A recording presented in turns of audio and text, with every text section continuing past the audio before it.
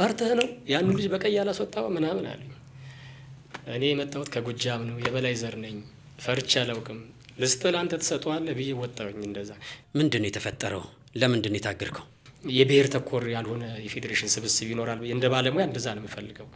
የኔ ምኞት እንደዛ ነው። አንድ ሰው ከዚህ ከብሔሩ ሳይሆን ከሙያው ነው መሰብሰብ ያለበት ብዬ ስለማመን ማለት ነው። እና የፌዴሬሽን ሰዎች በአንድም በሌላም ጀርባ ከሰጡ እንግዲህ ማቆሚ ያስደስታቸው፣ ማቆሚ ይመማቸው፣ አግዘውኝ እኔ በማላውቀው መልኩ አግዘውኝ ከአቅማቸው በላይ ይሁን ሳያግዙኝ እንኳን አብሮ ይወቀጥ ብለውኝ ይሁን መብራን ተመርምረው። ከኢትዮጵያ እግር ኳስ ፌዴሬሽን የምትጠብቀውን ምላሽ አግኝተሃል? አላገኘሁም። 4 ነጥብ እኮ ነው ማለት ከኢትዮጵያ እግር ኳስ ፌዴሬሽን 25 ዓመት እኮ ቀላል አይደለም። ይሄ ሪዘርቬሽን ከምን የመጣ ይመስላል? እንግዲህ ይህን እነሱ ነው እንትን የሚሉት። ቅድም ብለዋል እኮ ሄዳት በለው እንዲሄድ አድርገው ሊሆን ይችላል። ሲወርድ ሲዋረድ ሲንከባለል የመጡ ትክክል ያልሆኑ አመለካከቶች ሊሆኑ ይችላሉ። አላውቅም፣ ምክንያቱን እግዚአብሔር ይመርምረው። ያልደገፉ የሆኑ አካላቶች አሉ ብለኛል። የቡድንተኝነት ስሜት የለም ካልኩኝ ውሸታም ነኝ። ላለመውረድ የሚጫወት ክለብ የመኪና ቁልፍ እስከ መስጠት ደርሶ ነበረ። ቪትዝ መኪና አዘጋጅተናል። ሊብሬውን ብትፈልግ ባንተ ብትፈልግ በሌላ ቤተሰብ ማድረግ እንችላለን። ይሄ ጨዋታ ለእኛ ወሳኛችን ነው። ከተሸነፍን ኮምፕሊት እንወርዳለን። ስለዚህ አግዘን፣ አንተ እጅ ላይ ውድቀናል እና ከአቅም በላይ ሆኖብን ነው፣ አንተም ትጠቀማለህ። ከዛ ክለብ ጋር ከተስማማ ችግር አይደርስብህም ብለውኛል። ቪትዝ ሊሰጡ ቪትዝ ልትመጣ በቃ ቪትዝ እንትልል እና ፌዴሬሽን ላይ ያሉ ሰዎችም አውርተን ጨርሰናል ያለውን ነገር።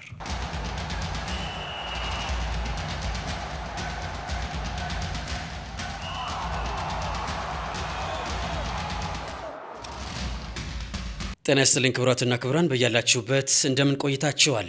ይህ 7ኛ ፖድካስት ነው። እኔ ሱራፌል አሸናፊ፣ ኢንተርናሽናል ዋና ዳኛ ዶክተር ኃይለ ኢየሱስ ባዘዘው የዛሬ እንግዳይ ነው።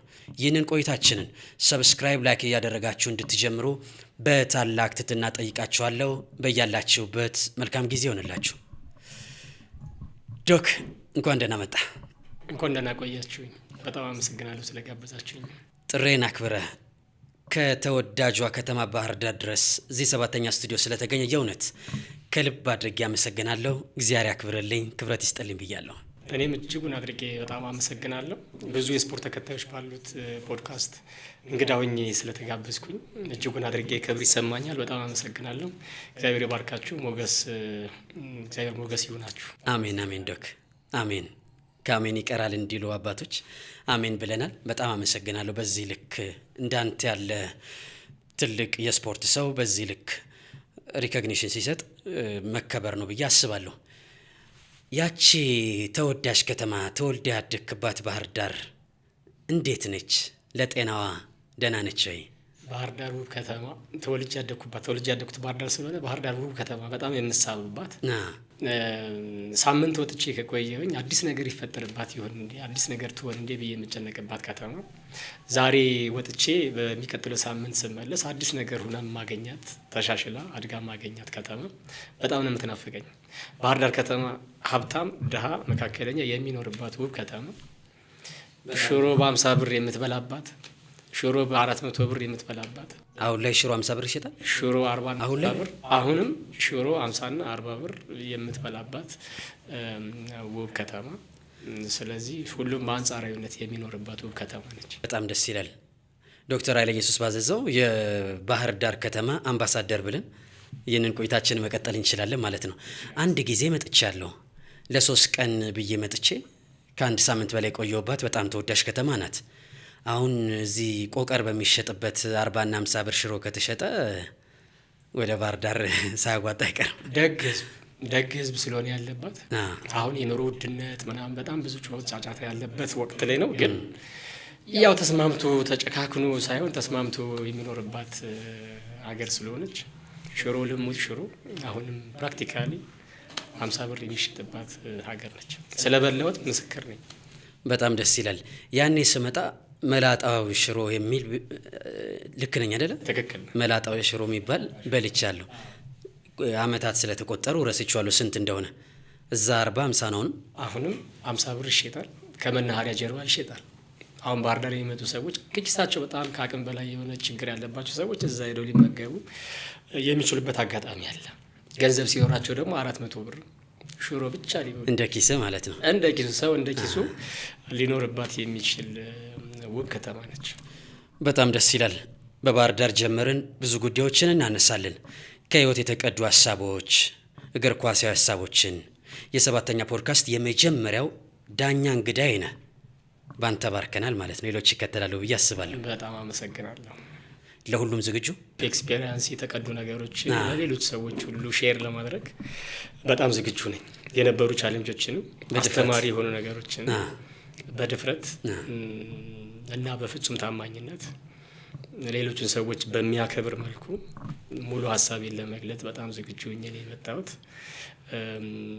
ተከታታዮቻችንና ተመልካቾቻችን ሁሉም የምናገራቸው ከዚህ በኋላ የምናገራቸው ነገሮች ፍጹም ጨዋነት በተሞላው መልኩ እንዲያዳምጡ፣ እንዲከታተሉ፣ ሌላ ትርጉም ሳይሰጧቸው ፕራክቲካሊ በእኔ ህይወት ላይ የሆኑ የተደረጉ ነገሮች ናቸው እንጂ ሌላውን ሰው ሀራስ ለማድረግ ወይ የሆነን አካል ለመተቸት የሚቀርቡ እንዳልሆኑ እንድምታ ውስጥ አስገብተው እንዲከታተሉን እጅግ አድርጌ ጠይቃለሁ። አመሰግናለሁ። በአንድ ወቅት አንድ ላለመውረድ የሚጫወት ክለብ የመኪና ቁልፍ እስከ መስጠት ደርሶ ነበረ። መረጃው እውነት ነው? ያገኙት መረጃ መቼ ነው? የክለቡን ስም ሳንጠቅስ ጉዳዩን አጫውተኝ። ገና አፍላ በነበርኩበት ጊዜ 2004 ኢንተርናሽናል ሆኜ 2005 2006 አካባቢ ላይ አፍላ ነኝ። ዛት ሚንስ የ26 ዓመት የገብቼ 28 እስከ 30 ዓመት በታች ነኝ እና ገንዘብ ምጓጓበት እድሜ ነው አርበንት ነው። ግን አባቴ ሲያሳድገኝ እውነትን አትለፍ፣ እውነቱ ውሸት ብያለሁ፣ የህይወት ፍልስፍና ነው፣ እውነትን አትለፋት ነው የሚለኝ። ቤታችን ላይ አባቴም ሲያሳድገኝ ሌባ የመጨረሻው የቤተሰቡ ስድብ ሌባ ነው። አሁን የዘመኑ ላይ ምንሰማቸው ጸያፍ ስድቦች ምናምን እሱ ብዙ ላያስጨንቀኝ ይችል ይሆናል፣ ዝም ብዬ ሰምቼው። ሌባ ግን የቤተሰቡ የመጨረሻው ትልቅ ስድብ ነው። አንድ ኤክስፔሪንስ ልንገረመጥ አለ ወደ አነሳልኝ ጥያቄ። ታናሽ ወንድሜ ወላጅ አምጣ ተብሎ ትምህርት ቤት ሄድኩኝ። የመጀመሪያው ጥያቄ ምን አድርገህ ነው? ያደረገውን ፊት ለፊት የመንገር ግዴታ አለበት። የቤተሰቡ አስተዳደግ ነው። ያደረግኩትን ነገር አዎ አድርጌያለሁ፣ በዚህ ምክንያት ፌስ አደርጋለሁ፣ ኃላፊነት ወስጄ እናገራለሁ። ካላደረግኩት ደግሞ ልትቀበለውም ላትቀበለውም ትችላለህ። ይህን ነገር እኔ ያላደረግኩትን ብዬ እነግርሃለሁ። እውነቱ እኔ ጋር ነው ያለው፣ ትክክል አይደለም የሰማው መረጃ ብዬ እተወዋለሁ።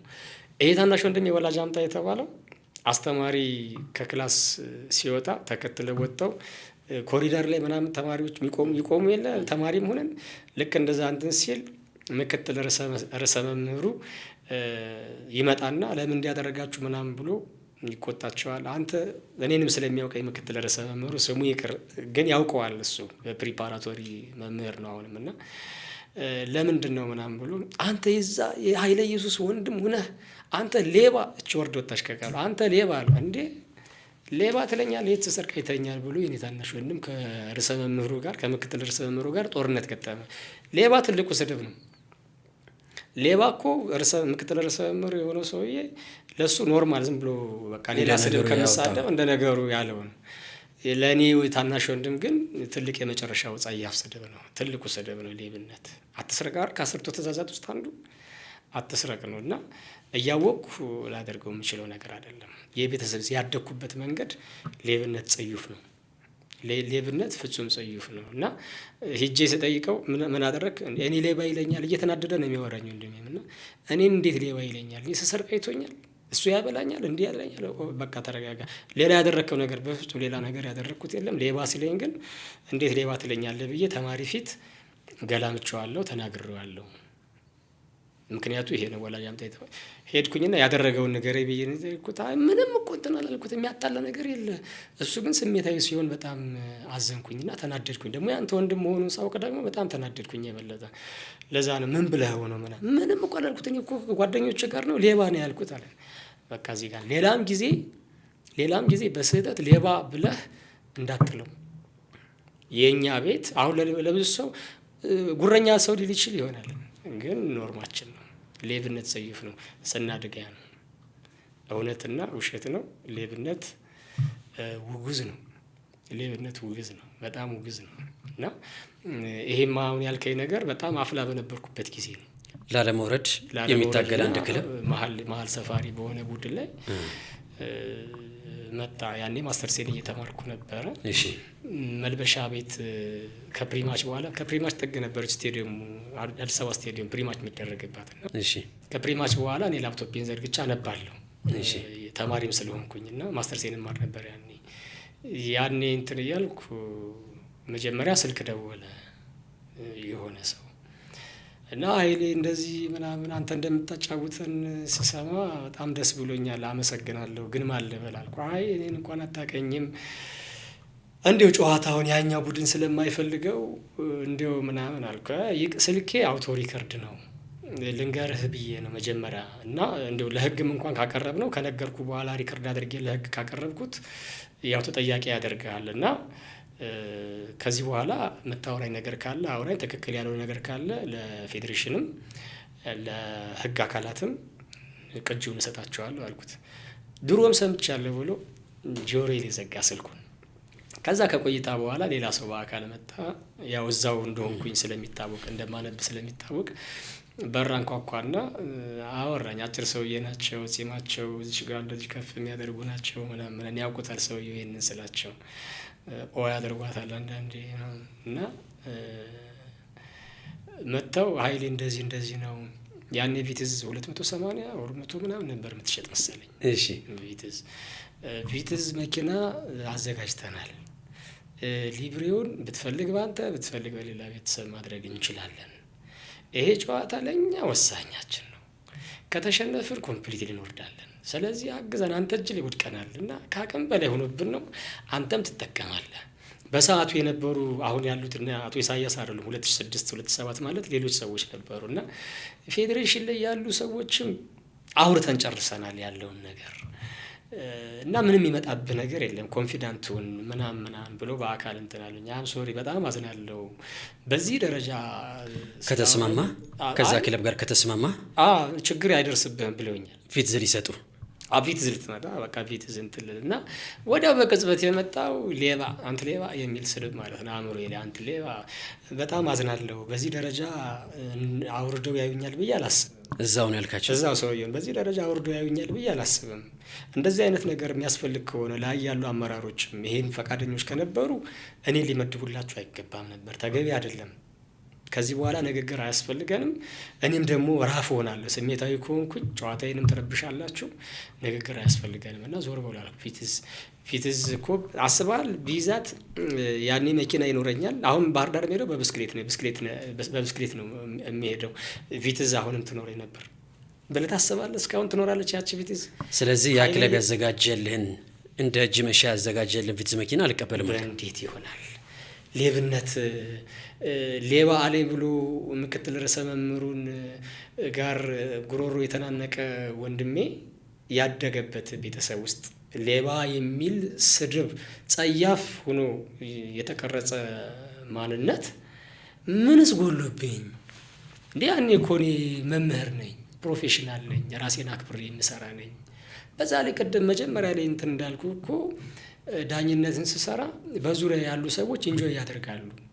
አባቴ ልጅህ በጣም ጥሩ ስራ ሰርቶ ተወደሰ ተብሎ የሰማና በጣም የተደሰተ አባቴ ኃይለ ኢየሱስ እንደዚህ በማድረጉ ሲሰርቅ ተይዞ እንደዚህ ያለ እንዴ ባዝሽዬን በዛ ባዝሽ ነበር ምለው አባቴን እና ባዝሽዬን በዛ እንትን ኢምፖሲብል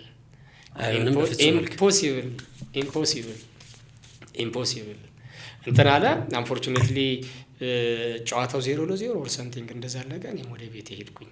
ቀጥታ ሄጄ የነገርኩት ለአባቴ ነው ያወራሁት። እንደዚህ እኮ አጋጠመኝ። እንደ ጓደኛ ነበር የማወራው አባቴን። ውድድር በፊት በመኪና በመጓዝ ጊዜ አዲስ አበባ ስመጣ ሌሊት መኪና እንትን ሲል ደውሎ እንቅልፍ እንዳይጥል ተነስ የሚል የሚቀሰቅስ ሙሉ ኃላፊነቴን ለአባቴ ስለነበር የሰጠሁት። እንዲህ እኮ ገጠመኝ ምናምን ስለሆነ ምን አልካቸው? እንደዚህ አይ ልጄ ጎሽ፣ ምናልባት ያችን እሺ ብለህ ቢሆን ኖሮ ተጋጭተህ ትሞትባት ነበር ያችና ያላግባብ የመጣ ነገር መጨረሻው ስለማያምር ማለት ነው። ፍጹም ያጠፋል እኮ በቃ መጥፊያ ነው የሚሆነው። ብዙ ሰዎች በልተው ዘርፈው መጨረሻ ላይ የበሉት ነገር ደዌ እኮ ነው የሚሆነው፣ ወይ የበሉት ነገር ካንሰር ነው የሚሆነው። ሌላ ነገር የለውም እኮ። የሰው ልጅ ሌባ የሚሆነው የህይወት መርሁ 1 ቢሊየን ብር ዛሬ ባገኝ ልበላት የሚችላት 1 ዲሽ ምግብ ብቻ ነው። ይሄን ሁሉ የኮቪድ ጊዜ ወደኋላ የህይወቴን ሁሉ በጣም ምሳሌ ማደርገው የኮቪድ ጊዜ ዝግ ነበር አይደል? ሎክዳውን የጎዳና ልጆች ሆቴል ምላሽ ምናምን የሚበሉ የነበሩ ማን መገባቸው? አስበን ነው ገለን ሁሉን ነገር እግዚአብሔር ሊሞላው እግዚአብሔር መስረቅ ምን አስፈለገኝ? መምህር ነኝ፣ ደሞዝተኛ ነኝ፣ እግዚአብሔር በልጅ ባርኮኝ ልጄ ጨዋታ እያየች እንዴት አይነት ነገር ሊሆን ይችላል? እና ልጄ እስካሁንም ድረስ በጣም ደስ ብሏት የምታወራው አሁንም 5ኛ ክፍል ዛሬ አሁን ወደ 6 የምታልፍ ልጅ አለችኝ። ጎበዝ ናት ደግሞ ልጄ። እንደው ጎበዝ ልበላት በአደባባይ እስኪ ሀኒዬ እውነት በጣም ነው የምወድሽ፣ ደግሞ በጣም ጎበዝ ነሽ። እምነት ልጄ በጣም ነው የምወድሽ፣ በጣም እጅግ በጣም። እና እምነት ያልኩበትን ምክንያት እናንተም ታውቃላችሁ፣ ያው ህዝቡም አውቆታል። እውነት ያልኩበትን ምክንያት ህዝቡ የሚያውቅላችሁ እውነት ነው የምላቸው። እና እውነት ብያት ውሸት ልሰራ አልችልም። ለልጄ ስምን ላስተምራት? እኔ ከአባቴ እውነትን ተምሬያለሁ። ሌብነትን መጸየፍን ከአባቴ ተምሬያለሁ። ሰው ብዙ ጉረኛ አትበሉኝ፣ ስለ ራሴ ስለሆነ የምመሰክረው እውነቱን ያ ስለሆነ ኮንፊደንትሊ ነው የምናገረው። እና መኪና በፍጹም በጣም ደስ ይላል። ምን አስታወሰኝ፣ በአንድ ወቅት 90ዎቹ አጋማሽ ላይ ይመስለኛል ተወዳጁ ድምፃዊ ቴዎድሮስ ካሳሁን ቴዲ አፍሮ አንድ ቃለ መጠይቅ ላይ የፖሊስ ፕሮግራም ያኔ ታዋቂ ነበረ። የሴቶች ጡት ላይ ትፈርማለህ ይባላል ተባለ። በጣም ቴዲ ከባድ ምላሽ ነው፣ ከአእምሮ በላይ። ለመውደድ ትልቁ ምክንያት ይህንን ላለማድረግ ኢትዮጵያዊ መሆን ብቻ በቂ ነው አለ። ዶክተር ኃይለ ኢየሱስ ባዘዘውም ያለ ለመውረድ የሚጫወተው ክለብ መኪና እንካ ቁልፍ እንካ ሲባል አባቴ በዚህ መንገድ አላመጣኝም፣ ይህንን መንገድ አላውቀውም፣ እውነትና እምነት የኔ ማንነቶቼ ናቸው ልጆቼም ናቸው ማለቱ በአደባባይ እንዲህ ያለው ምስክርነት በጣም ደስ ይላል። በረከት ይደረብን ነው፣ በረከት ይደረባችሁ። ለኢትዮጵያ እግር ኳስ የሚያስፈልገው እንዲህ ያለው ንጽህና ስለሆነ ሶስተኛው ዓለም ላይ ኢትዮጵያ ላይ እንዲህ ያለ ንጽህና በጣም ከባድ ነው። በኢትዮጵያ እግር ኳስ ብዙ የሚነሱ ነገሮች ስላሉ መልካሙንም አደባባይ ለማውጣት ያህል ነው። ከዚህ ከኮራፕሽን ጋር በተያያዘ በነገር ላይ ኦፊሻሊ የሚያቆም ዳኞች አብረውን ስላሉ አሁን ከኮሚቴ ውስጥ ያሉ ሰዎችን ታንዛኒያ ላይ ያንግ አፍሪካ ከአልሃሊ የግብፁ አልሃሊ ጋር ጨዋታ ልናጫውት ሄደን እኔ ዋና ዳኛ ነበርኩ። ለሚ ንጉሴ 4ኛ ነበረ። ክንዴ ሙሴና ሸዋን ግዛው ረዳት ነበሩና ጨዋታው የት ነው? ታንዛኒያ ላይ እና ያንግ አፍሪካ ከአልሃሊ ነበር ጨዋታው። ከባድ ጨዋታ፣ በጣም ጠንካራ ጨዋታ፣ በጣም ከባድ ጨዋታ ነበር። አልሃሊ የሚታወቅ ነው፣ የምታውቁት ነው። አፍሪካ ላይ ያለው ስም ትልቅ ነው። እና ያንግ አፍሪካ ለሚ ፎርዝ ኦፊሻል ነበርና ክንዴ ሙሴና ሸዋን ግዛው ነበሩ። ያኔ የነበረው ኮሚሽነራችን ከኡጋንዳ እንደዛ ነበር። አፕሮች ሊያደርገን ብዙ ጥረት አድርጎ ነበር። 4ታችንንም ጠርቶ ዶርሙ የሱ ማረፊያ ክላስ ላይ ጠርቶ እንዲህ አድርጉ፣ ያው እኔ ነኝ ኮሚሽነራችሁ፣ እኔ ነኝ፣ ምንም ችግር የለም፣ በቃ ፌቨር አድርጉ ምናምን ብሎ በጣም ብዙ ዶላር ለዋና ዳኛ $10,000 ለረዳት ዳኞች $750,000 ምናምን ተዘጋጅቷል ተባለ። ለዛ ጨዋታ ሰው $10,000 ይደርስ ነበር ማለት ለእኔ $10,000 ይደርሰኛል፣ ለረዳቶች ደግሞ $750,000 ይደርሰን ነበር። እሺ ምን አልክ? ዊ አር ኢትዮጵያንስ፣ እኛ ኢትዮጵያውያኖች ነን። እኔም አለው ይሄንን ነገር በጣም ስምኮት የማደርገው ኮንፊደንትሊ፣ እነሱም ረዳት ዳኞችም በልበ ሙሉነት ኢትዮጵያን አስመስገንን የመጣንበት ስለሆነ አይሆንም አላችሁ። ታንክ ዩ ቬሪ ማች ስለቀረበልን። በጣም ጀንትል መሆን ይኖርብናል። ምክንያቱም ሰው ሀገር ላይ በጣም የሚያጠቃህም አካል ሊመጣ ይችላል እና ፖዚቲቭሊ ነገሮችን ትሪት አደረግን። በጣም ታንኪዩ አፕሮች ስላደረጋችሁ እናመሰግናለን። ግን ዊ ኦል አር ፕሮፌሽናልስ። ክንዴ ሙሴ በጣም ሀብታም ነጋዴ ነው። ኃይለ ኢየሱስም ዩኒቨርሲቲ የሚያስተምር ሌክቸረር ነው። እኔም ደግሞ ባንክ ሰራተኛ ነኝ። ሚስተር ለሚም ደግሞ የኤርክራፍት ላይ በሳቸው ፊርማ ብቻ የሚሄድ ነው። ሶ ዊ ኦል አር ፕሮፌሽናልስ እና አካባቢያችን ላይ ያለን አምፕል የሆነ መኖሪያ በጣም በቂ ነገር አለን እና ብዙ ገንዘብ ብዙ ለእኛ አፕሮች ባታደርጉን ጥሩ ነው። እናመሰግናለን። ስለዚህ ፕሮፌሽናሊ ስራችንን እንሰራለን። እግዚአብሔር ይርዳችሁ ብለን ወጣን። በጣም ይገርማል። እና ለማን ፌቨር እንድታደርጉ ማለት ነው? ያንግ አፍሪካ ጨዋታውን ጨርሶ መውጣት አለበት። አልአህሊን በብዙ ጎል አሸንፎ እንዲወጣ ማድረግ ነበረብን። ብትስማሙ ኖሮ $10,000 ይዘህ ወደ ሀገር ቤት። አዎ፣ ግን አእምሮዬ ሌባ እያለ ማለት ነው የሚቀበልኝ። ድሮ ሌባ ምናምን ሲያዝ ሌባ እያለ እየተባለ አይደል የሚካሄደው? እና አራታችንም ሌባ እየተባለ ራሳችን ሌባ እያልን ነበር የምንመጣው። ይሄን ሬዚስት አደረግን። ይሄ ኖት ፎር ለእኔ ብቻ አይደለም፣ አራታችን ኖት ለአራታችን ብቻ። ኢትዮጵያውያን ዳኞች በሙሉ በኮራፕሽን እኔ ኢንተርናሽናል ዳኛ በነበርኩበት ጊዜ በሙሉ አንድም ዳኛ ከኮራፕሽን ጋር ስሙ ተነስቶ በፍጹም አያውቅም። በፍጹም ማለት ነው፣ በፍጹም። እንዲሁም አብዛኛውን የአፍሪካ ውድድሮች በአምላክ በብዛት የአፍሪካ አረብ ሀገራትን ለማጫወት ይሄዳል። ቢኮዝ ኦፍ ከኢንቴግሪቲ ከእንትን ጋራ የተገናኘ ነገር የለውም። ከሙስና ጋር ከምናምን ጋር የተገናኘ ነገር የለውም። ዊ ኦል ኢትዮጵያንስ ሁላችንም በአፍሪካ ውድድር ተፈላጊ አንድ የሚያደርገን የነበረው ነገር እምነታችን ነው። ስለዚህ ሀገር ውስጥም ብቻ ሳይሆን በውጭም በነበረን አበርክቶ እኔም ብቻ ሳልሆን አጠቃላይ ኢንተርናሽናል ዳኞች በታማኝነት ኢትዮጵያውያን በጣም የተመሰገንን ነን። ይህን በጣም በኮንፊደንስ በልበ ሙሉነት በጣም መናገር እችላለሁ። አሁንም ያሉ ኢንተርናሽናል ዳኞች ሞራልና ብርታት ይሆናቸዋል ብዬ ስለማሰብ ነው ይህን የምናገረው። እና በብዙ አሉታዊ ጉዳዮች ለሚነሳው የኢትዮጵያ እግር ኳስ ለሰባተኛ ፖድካስት ቤተሰቦች ትልቅ የሀሳብ ግባት ይሆናል ብዬ አስባለሁ። ሀገር ቤት የመኪና ቁልፍን ቢያልክ ውጭ ደግሞ ታንዛኒያ ላይ $10,000 እንካ ስትባል አንተና ባልደረቦችን ቢብላችኋል። ይሄ እንደ ሀገር ትልቅ ኩራት ነው። በቆሸሹ እጆች የሚገኙ ንጹህ ገንዘቦች የበለጡ ናቸው።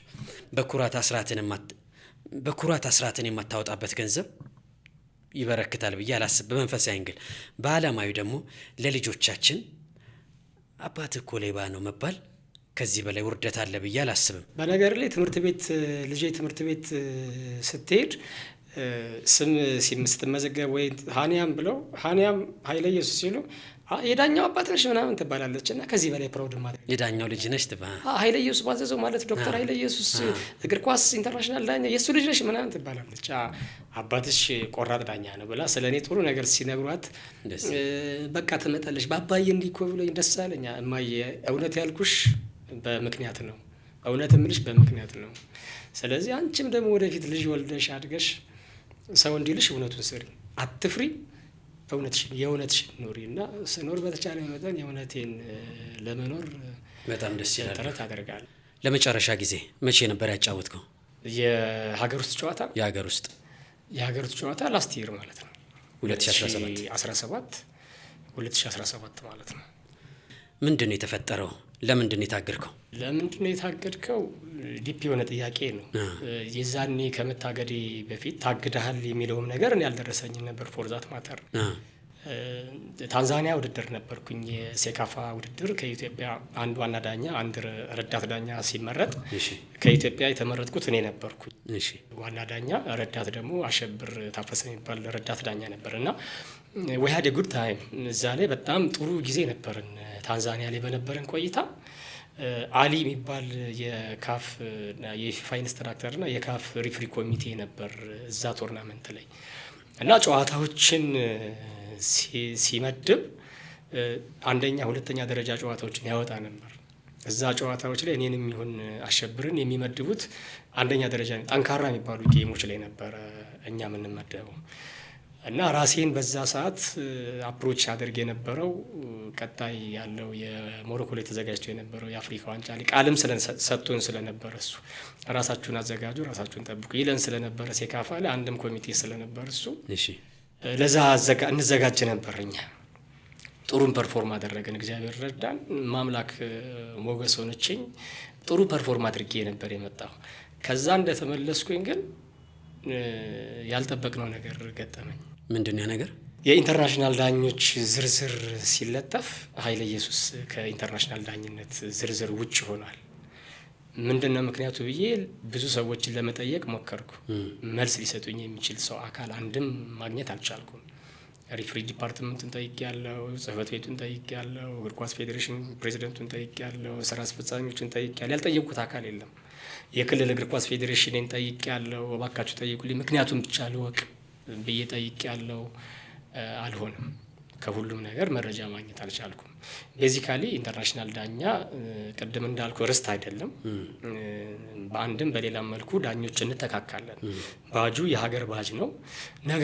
ነገር ግን የኔ ስሜት የነበረው ኦልሬዲ እንደምወጣ በፐርፎርማንሴ በአካል ብቃቴ በምናምን አይደለም የወጣ ነው። ምክንያቱም የአካል ብቃት ቴስት ተፈትነናል። ሁላችንም ኳሊፋይ ያደርገናል። ኢንተርናሽናል ዳኞች የነበር ነው ኳሊፋይ ያደርገናል። ሁላችንም የሚለው ኢንኮቴሽን ይቀመጥበት። ምክንያቱም በዛ የፊትነስ ቴስት ወቅት ላይ የፌዴሬሽን ከፍተኛ አመራሮችን በነበሩበት ፊትነስ ቴስቱን ፒውርሊ አላሟላችሁም የተባሉ ዳኞች ነበሩ። እዛ ስም ዝርዝር ውስጥ ነበሩ። ግን ያው ኳሊፋይ እንዳደረጉ የተላለፈላቸው ማለት ነው። ፌዴሬሽኑ ኳሊፋይድ አይደለም ያላቸው ኳሊፋይድ አይደለም ያላቸው ሳይሆን ፊት እንዳልሆኑ ገብቶኝ በሰዓቱ የነበሩ ከፊፋ የመጡ ኢንስትራክተሮች ፊት አይደሉም፣ ትክክል አይደላችሁም ብለው ሲወቅሷቸው የነበሩ which means ኳሊፋይድ አይደላችሁም ነው አይደሉም፣ ወድቀዋል፣ ትክክል አይደላችሁም ብለው የተቆጧቸው ዳኞች ዝርዝር ውስጥ አሉ። እነሱ እንዲያልፉ ተደርገዋል። ይሄ ጥያቄ ኖት የፌዴሬሽኑ ይሄንን ኳሊፊኬሽን የሰጡት ከፊፋ የመጡ ኢንስትራክተሮች ትልቁን ሪስፖንሲቢሊቲ ይወስዳሉ። ከዛም ባሻገር ግን በወቅቱ የነበሩ የፌዴሬሽኑ ተወካዮችም ኢፍ ዜ አር አንፊት እዛ ላይ ያዩትን ፍትሃዊ ሊሆኑ ይገባ ነበር የሚል የኔ ትልቅ እምነት አለኝ። ፌር ከሆነ ማለት ነው። እና ኢንስትራክተሮቹ ዶክተር ኃይለ ኢየሱስንስ ምን ብለውት ነበር? በጊዜው ፊት ነን፣ ለእኛ ጋር ንግግር አይኖረንም። አንተ ፊት የሆንከው ሊስት ውስጥ የለህም፣ ፊት ያልሆኑት ደግሞ ሊስት ውስጥ አሉ። ነገር ግን ፊት ባይሆንም ፊት እንደሆኑ ግን ሪፖርትድ ናቸው። ገብቶኛል። ሪፖርትድ ናቸው። ፊት አይደሉም። ለእኛ ነው እዛ ላይ ትክክል አልነበረም፣ ምንድን ነው የጤና ችግር ነበረባችሁ፣ አየሩ ከብዷችሁ ነው ወይ ምንድን ነው ምናምን ነበረ፣ ትክክል አይደላችሁም ተብለው እዛ ላይ ቁጣ ነበራቸው። ተቆጥተዋቸዋል፣ ተናደዋል፣ ተበሳጭተውባቸዋል። እኛ ላይ ፕሮብሌም የለውም። የተወሰኑ ሰዎችን ስማቸውን መጥራት አያስፈልግም። ቤዚካሊ ዳኛ የነበረውና እዛ ፊትነስ ቴስት ላይ የነበሩ ሰዎች ይህንን ጉዳይ ፒውርሊ ያውቁታል። እነከሌን ነው ብለው እነሱ ሊናገሩት ይችላሉ። እኔ መጥራት ብዙ አስፈላጊ ስላልሆነ ማለት ነው። እና ኢንተርናሽናል ዳኛ የነበሩም ኢንተርናሽናል ለመሆን የሚሮጡም የነበሩ ኢንተርናሽናል አሁን ከሆኑትም ከዛ ውስጥ ነበሩ። እና ይህን ነገር ሁሉ ሳይ እነዛ ሰዎች ገብተው እኔ በጣም ሃይሊ ኳሊፋይ ፊትነስ ቴስት ላይ ኳሊፋይ ያደረገን ሰዎች ስንወጣ ቀድሞ የተያዘ ፕሮግራም ነበር። ፊትነስ ቴስቱን በዛ ልክ መሮጥ አልነበረብንም ወደሚል እንድምታ ውስጥ መጣውኝና ዘኦንሊ እኔ ጥያቄ ዲስከስ ማድረግ እንችል አልነበረም ወይ? እኔ መምህር ነኝ። ስለዚህ ዳኝነት እዚህ ጋር ኃይለ ኢየሱስ ዳኝነት እዚህ ጋር ይብቃ። አንተ አሁን 40 ሞላህ፣ የሚቀርህ 5 ዓመት ነው። በዚህ 5 ዓመት ደግሞ የፊፋ ዓለም ዋንጫ ላይ መድረስ አትችልም። ስለዚህ ያለህ ኤክስፔሪየንስ በቂ ስለሆነ ኢንስትራክት አድርግ፣ ማስተማር ብትችል ዲስከስ ማድረግ ከሆነ መወያየት ነው። ፖዚቲቭሊ ነገሮችን መወያየት ዲስከስ በጠረጴዛ ዙሪያ ማውራት ይቻላል። ማውራት ቀላል ነገር ከሆነ ግን ዶክ ምናልባት ወደ ቀጣዩ ከመሄዳችን በፊት ካንተ ጋር ስም ዝርዝር ውስጥ ያልተካተተ ሌላ ማን ነበረ? ሌሎች ዳኞች አሉ። ሌትስ ሴይ አሸብር ሰቦቃ ኤክስክሉድድ ነው ከዋና ዳኛ። በላይ ታደሰ ኦልሶ ኤክስክሉድድ ከዋና ዳኛ። ካንተ ውጪ ተመሳሳይ ቅሬታ ያለው አለ ከሁለቱ ከአሸበርና ከበላይ? አላቅም የእነሱን ብዙ አላቅም። እኔ ግን የራሴን ያው ኮንፊዳንቱኝ የማወራው ስለኔ ስለሆነ እነሱ እየሰሩ ነው። ስለዚህ የሚሰሩበትም ውስጣቸው ያለውንም እነሱ ነው መናገር የሚችሉት ስለ ቅሬታቸው። የኔ ግን ቅሬታ እንዳልኩህ የመውጣት ያለ መውጣት ጉዳይ አይደለም። የኔ ቅሬታ በመሰረታዊነት የወጣበት መንገድ ስወጣ በቃ እዚህ ጋር ይበቃሃል፣ ዳኝነት እዚህ ጋር ይበቃሃል። አንተ ሀገር ኢንቨስት አድርጋብኛለች። ፎርዛት ማተርኩ ኢንተርናሽናል ሲሆን ሀገር ወክዬ ነው የምወጣው። የምለብሰው የኢትዮጵያ ናሽናል ቲም የሚለብሰውን ብራንድ ነው ለብሼ የምወጣው። አረንጓዴ ቢጫ ቀይ ኃይለ ኢየሱስ ብሎ የሚጠራኝ ሰው የለም። ይህ ኢትዮጵያ ነው የሚለኝ። እዛ ሄጄ ኮራፕትድ ብሆን ኢትዮጵያውያን ሌቦች ነው የምባለው። ስለዚህ ኢትዮጵያ አምባሳደር ሁኜ አገልግያለሁ ላለፉት 14 ዓመታት እና እንዲህ አይነቱን ሰው ቁጭ አድርገህ ልታወራው ትልቅ ሞራል ይሰጣል እንጂ ዲስከሬጅ የሚያደርግ ነገር አልነበረም ከኔም ጋር ዲስከስ ቢደረግ እና በዛ መልኩ ስላልሆነ ድንገት ስለሆነ እንድንወጣ የተደረገው አልተዘጋጀንም። የኔ አእምሮ ዝግጅት 2029 ላይ ራሴን አፍሪካ ዋንጫ ላይ ማየት ነው። 2029 ገና 2029 ላይ የአፍሪካ ዋንጫ ራሴን ብቁ ለማድረግ ነው የምሯሯጠው። ሌላው አካል ደግሞ ኃይለ ኢየሱስ ይበቃዋል ነው የሚል እና የፍላጎት መጣረስ በመሀል ገጠመን። ያ ፍላጎት የተወሰነው ግሩፕ ለእኔ ባይነግረኝም ለእኔ ግልጽ ባይሆን ኃይለ ኢየሱስ ይበቃዋል የሚል ግሩፕ ነበር። እኔ ደግሞ ይሄን አላቅም። እኔ ራሴን ለዳኝነቱ ነው የሰጠሁት። ራሴን ማዘጋጀት ነው፣ ራሴን መልፋት ነው። በሳምንት 6 ቀን ትሬኒንግ እሰራለሁ። ሰንበትን ብቻ አርፋለሁ። ከዛ ውጭ ሁሌም ትሬኒንግ ላይ ነኝ። ለ29 ራሴን አዘጋጃለሁ። እንዳልኩ ሴካፋ በነበርኩኝ ጊዜ ኮሚቴ የነበረው ግለሰብ ለእኔ የሚነግረኝ ከበስተጀርባ የሚሰራውን አላቅም።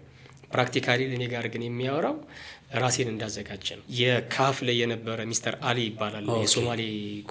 ሶማሊያዊ ነው። እኔን የሚያወራኝ ራሴን ዝግጁ እንዳደርግ ነው። ምክንያቱም የእግር ኳስ ዳኝነት ቋንቋ ይጠይቃል።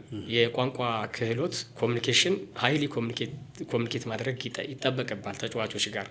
ኖት ኦንሊ እንደዛ አሁን ጨዋታዎች ሁሉ በቫር እየተመሩ መጥተዋል። የካፍም ጨዋታዎች እና ቫር ላይ ያየኸውን ውሳኔ ለህዝብ ኤክስፕሌን ማድረግ ይኖርብሃል።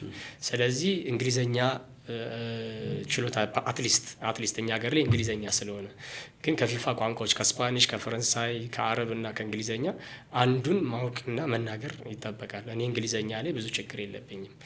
ያንን ሁሉ ነገር እንደ ክራይቴሪያ ስለሚያየው ፕላስ አሁን ቫር ላይ አናሊሲስ እየሰሩ አይደለም የምናየው ያንን አናሊሲስ የመስራት አቅምም ይጠይቃል። እና እሱም እምልህ ሚስተር አሊ የአናሊሲስ በምን መልኩ ማድረግ እንደምችል አሳይመንትን ሲሰጡን አናሊስቱን በዚህ መልኩ እንይ እያልኩም ኮሚኒኬት ስለምናደርግ ነገዬን ያወራኝ ነበር ለሱ እሱ። ስለዚህ እኔ ጠብቅ ነበር 2029 እኔ ነኝ የምጠብቅ። እንዳልኩ ሌላው ቲም ደግሞ ኃይለ ኢየሱስ ይበቃዋል፣ ብዙ ሰርቷል፣ ብዙ አገልግሏል፣ ኢንተርናሽናል ዳኝነት እዚህ ጋር መብቃት አለበት የሚል ቲም ነበረ። ይህንን ነገራቸው ለእኔ አይደለም የነገሩኝ። እስኪ ዶክ አሁንም በግልጽ እናንሳው፣ ይቅርታ ስላቋረጥኩ። በንግግሮች መሃል ሶማሊያዊ ዳኛ ሚስተር አሊ አንተን ዝግጁ ሁን ቢልህም ሀገር ቤት ግን ያንተን መኖር ያልደገፉ የሆኑ አካላቶች አሉ ብለኛል። ምናልባት ብሔራዊ ዳኞች ኮሚቴ ነው? እነማን ናቸው የግሩፕ? በግልጽ ነው። ያው እግር ኳሱን የሚመራው እግር ኳስ ፌዴሬሽኑ ነው። ግን በኢትዮጵያ እግር ኳስ ፌዴሬሽን ስር የብሔራዊ ዳኞች ኮሚቴ ይቋቋማል። የብሔራዊ ዳኞች ኮሚቴ ጋር ነው እኛ ቀጥተኛ ግንኙነታችን። ስለዚህ የብሔራዊ ዳኞች ኮሚቴ የራሱን የሆነ ፕላን ያዘጋጃል። የ5 ዓመት የምናምን ስትራቴጂክ እቅድ ያቅዳል። በዛ ስትራቴጂክ እቅዳቸው ውስጥ እና ኃይለ ኢየሱስ የዛ አካል አይደሉም፣ በብሔራዊ ዳኞች ስትራቴጂክ እቅድ ውስጥ ማለት ነው። ስለዚህ ብሔራዊ ዳኞች እቅዳቸው አልነበርኩም። በኢንተርናሽናል ዳኝነት እንድቀጥል እቅዳቸው አልነበርኩም። ይሄ እቅዳቸው አለመሆኔን ግን ከኔ ጋር ኮሚኒኬት ቢያደርጉ የተሻለ ነበር። እነሱ ከመጋረጃ ጀርባ ነው ነገሮችን እያደረጉ የነበሩት። እኔ እውቅና የለኝማ። እውቅና ቢኖረኝ ራሴን እኮ 2029 ላይ አፍሪካ ዋንጫ ላይ ራሴን መጠበቅ ሳይሆን በዚህኛው ዓመት ዳኝነትን አቆሚያለሁ ብዬ መቀመጥም ሳይሆን ራሴን ዳኞችን ማበቃበትን ነገር ነበር ራሴን ማዘጋጀው። እንዴት ኢንስትራክተር መሆን እችላለሁ? ፊትነስ ኢንስትራክተር ልሆን? ቴክኒካል ኢንስትራክተር ልሆን? ወይንስ ቦዝ ሁለቱንም አንድ ላይ እንዴት አድርጎ መሄድ ይቻላል የሚለው ነገር ነበር ራሴን ላዘጋጀ የምችለው። እና ድንገት ዱብዳ ሲሆን ትንሽ ስሜታዊ ያደርጋል፣ ውስጥንም ይሰብራል። ለተመልካቾቻችን ግልጽ እናድርግ። ይህንን ፖድካስት የሚከታተሉ የብሔራዊ ዳኞች ኮሚቴ አመራሮች እነማን ናቸው፣ ፌዴሬሽን አመራሮች እነማን ናቸው የሚለውን በደንብ ለማያውቁ ግልጽ እያደረግን እንሂድ። የብሔራዊ ዳኞች ኮሚቴ አመራር የሆኑት እነማን ናቸው? ያው ህዝብ ስለሚያውቃቸው ፕላስ ምንም ችግር የለው። ከሌ እንበል እስኪ። ለምሳሌ ኃላፊው ማን ነው? ህዝብ ስለሚያውቃቸውና ስማቸውን ባልጠራም ስማቸውን እንደጠራ ሁሉ ስለሚቆጠር ግድ የለህም ይቅር። ይሄኛው ዛት ሚንስ አመራሮቹ ስማቸውን ብቻ ብንጠቅስ ምን ችግር? አመራሮቹ ግዴ ለሚያውቁታል ህዝብ ያውቀዋል። ስማቸው ነው ይቅር።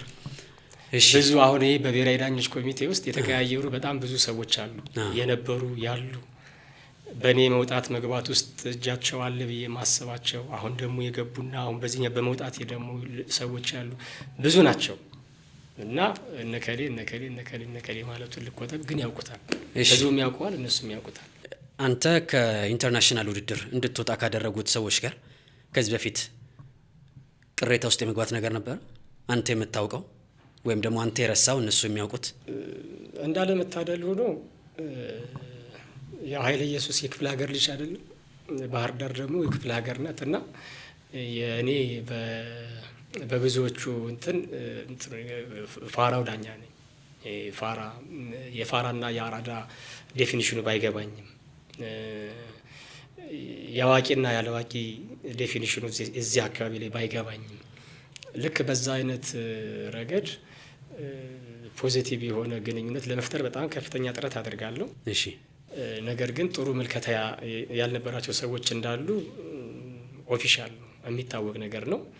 ይህንንም ለማብረድ አጥፍቻለሁ ብዬ ባላውቅም ስህተት ሰርቻለሁ ብዬም ባላምንም፣ ምክንያቱም ብዙ ጊዜ ጠይቃለሁ አእምሮዬ ስተኛ ጠይቃለሁ አእምሮዬን ጠይቃለሁ። ምን ሰራሁ? ማንን አስቀየምኩኝ? ምን ተናገርኩኝ? ይቅርታ ልጠይቀው የምችለው ሰው አለኝ ወይንስ የለኝም? ምክንያቱም ስሞት በተቻለ መጠን ወደ ቀኝ መውደቅ ነው የምፈልገው፣ ወደ ግራ እንዳልወድቅ እፈራለሁ። ሞት አልፈራም፣ ግን ከሞት በኋላ ያለው ሞትን እፈራለሁ እና በተቻለ መጠን እሱን ትሬስ አደርጋለሁ። ብዙ አእምሮዬን የሚጠይቅ ሰውን የበደልኩት ነገር አለ ብዬ አላውቅም። ያው ሰው ስለሆንኩ ግን ሰውን ላስቀይም እችላለሁ ከንግግሬ። ያን ያክል ሰው ለእኔ ይቀየመኛል ብዬ ያሰብኩት የበደልኩት ሰው እንደሌለ አምናለሁ፣ ውስጤም ያወራኛል። ያም ሆኖ ግን የተቀየሙኝ ሰዎች እንዳሉ ስለማውቅ ይቅርታ ለመጠየቅ ከ3-4 ጊዜ በላይ ጥረት አድርጌያለሁ። አልበደልኩትም፣ አውቃለሁ፣ አላጠፋውም። ነገር ግን ስለ ይቅርታ ብቻ ስለ እግዚአብሔር ብዬ ብቻ ይቅር እንድታባበሉኝ ይፈልጋለሁ ብዬ ከአንድ ግለሰብ ጋር ነው ወይስ ደግሞ ሌሎች ዳኞች? ጸቡና አለመግባባቱ የነበረው ከአንድ ግለሰብ ጋር ነበር። ከአንድ ግለሰብ ጋር ነበር። ነገር ግን ያ ግለሰብ አንዳንድ ጊዜ ቡድን ይሆናል። ሌትስ ሴይ ሱራ ከአንተ ጋር ከተቃረንኩኝ ከካሜራማን ወንድሜ ጋር አብሬ እንደተቃረንኩ ቁጠረው። ከኃይለ ኢየሱስ ጋር ከተያየህ በቃ ፍጹም እንትን አይልምና ልክ እንደዛ አይነት ቡድን የመያዝና የሚታይ ነገር ነበር፣ የመገለል። እኔ ደግሞ ብዙ ስሜት አይሰጠኝም። ሰው ቢያገለኝ ጉዳይ አይደለም። እኔ ሰው አይኖረኝ፣ እግዚአብሔር በብዙ ነገር የባረከኝ ሰው ነኝ እና ብዙ ስሜት አይሰጠኝም። ሰውን ላለማስቀየም ጥረት አደርጋለሁ። ግን ይቅርታ ጠይቄያለሁ። ቅሬታውን ተቀበለ ወይስ? ይቅርታ ለመጠየቅ ተገናኝታችሁ አወራችሁ? ብዬ ልትበለው እንጂ እንደዛ ተገናኘን። የት መሰለ ስሙን አልጠቅሰውም፣ ሰውየውን ኦፊሻሊ ስለሚያውቀው የነበሩም አካላት ሁሉ እንትን ስለሚሉ በሰዓቱ የነበሩ ሰዎችን ብቻ ልጠቅሳቸው እችላለሁ። ጅማ ውድድር ነበረ፣ የፕሪሚየር ሊግ ውድድር። እሺ። እና ይህ ሰው በጣም መዝናናት የሚወድ ነው፣ ከኔ ጋር የተቀያየመው ሰው እና መዝናናት የሚወድ ነው። ጨዋታ ጨርሰን ጌት ቱጌዘር ተደረገ። እሺ። መዝናናት ላይ ነን፣ ግን እዛ መዝናናት ግሩፕ ውስጥ እኔ ስላለው ያ ሰው ተነስቶ ጥሎ ሄደ። በዚህ እኔ ያዘንኩኝ። የመዝናናት ፍላጎቱ እኔ ስለተገኘው ብቻ የዚህ ሰው ለምን ስሜቱ እንትን ይላል? እባካችሁን አስታርቁኝ አልኩ እዛ ያሉ ሰዎችን። እኔ ያው እንበረከካለሁ፣ እግሩ ላይ ወድቃለሁ። ግድ የላችሁም፣ ስለ ክብር ጉዳይ አይደለም። እግሩ ላይ ወድቄ ይቅርታ ጠይቀዋለሁ። ጀስት ይቅርታ ብቻ እንባባል።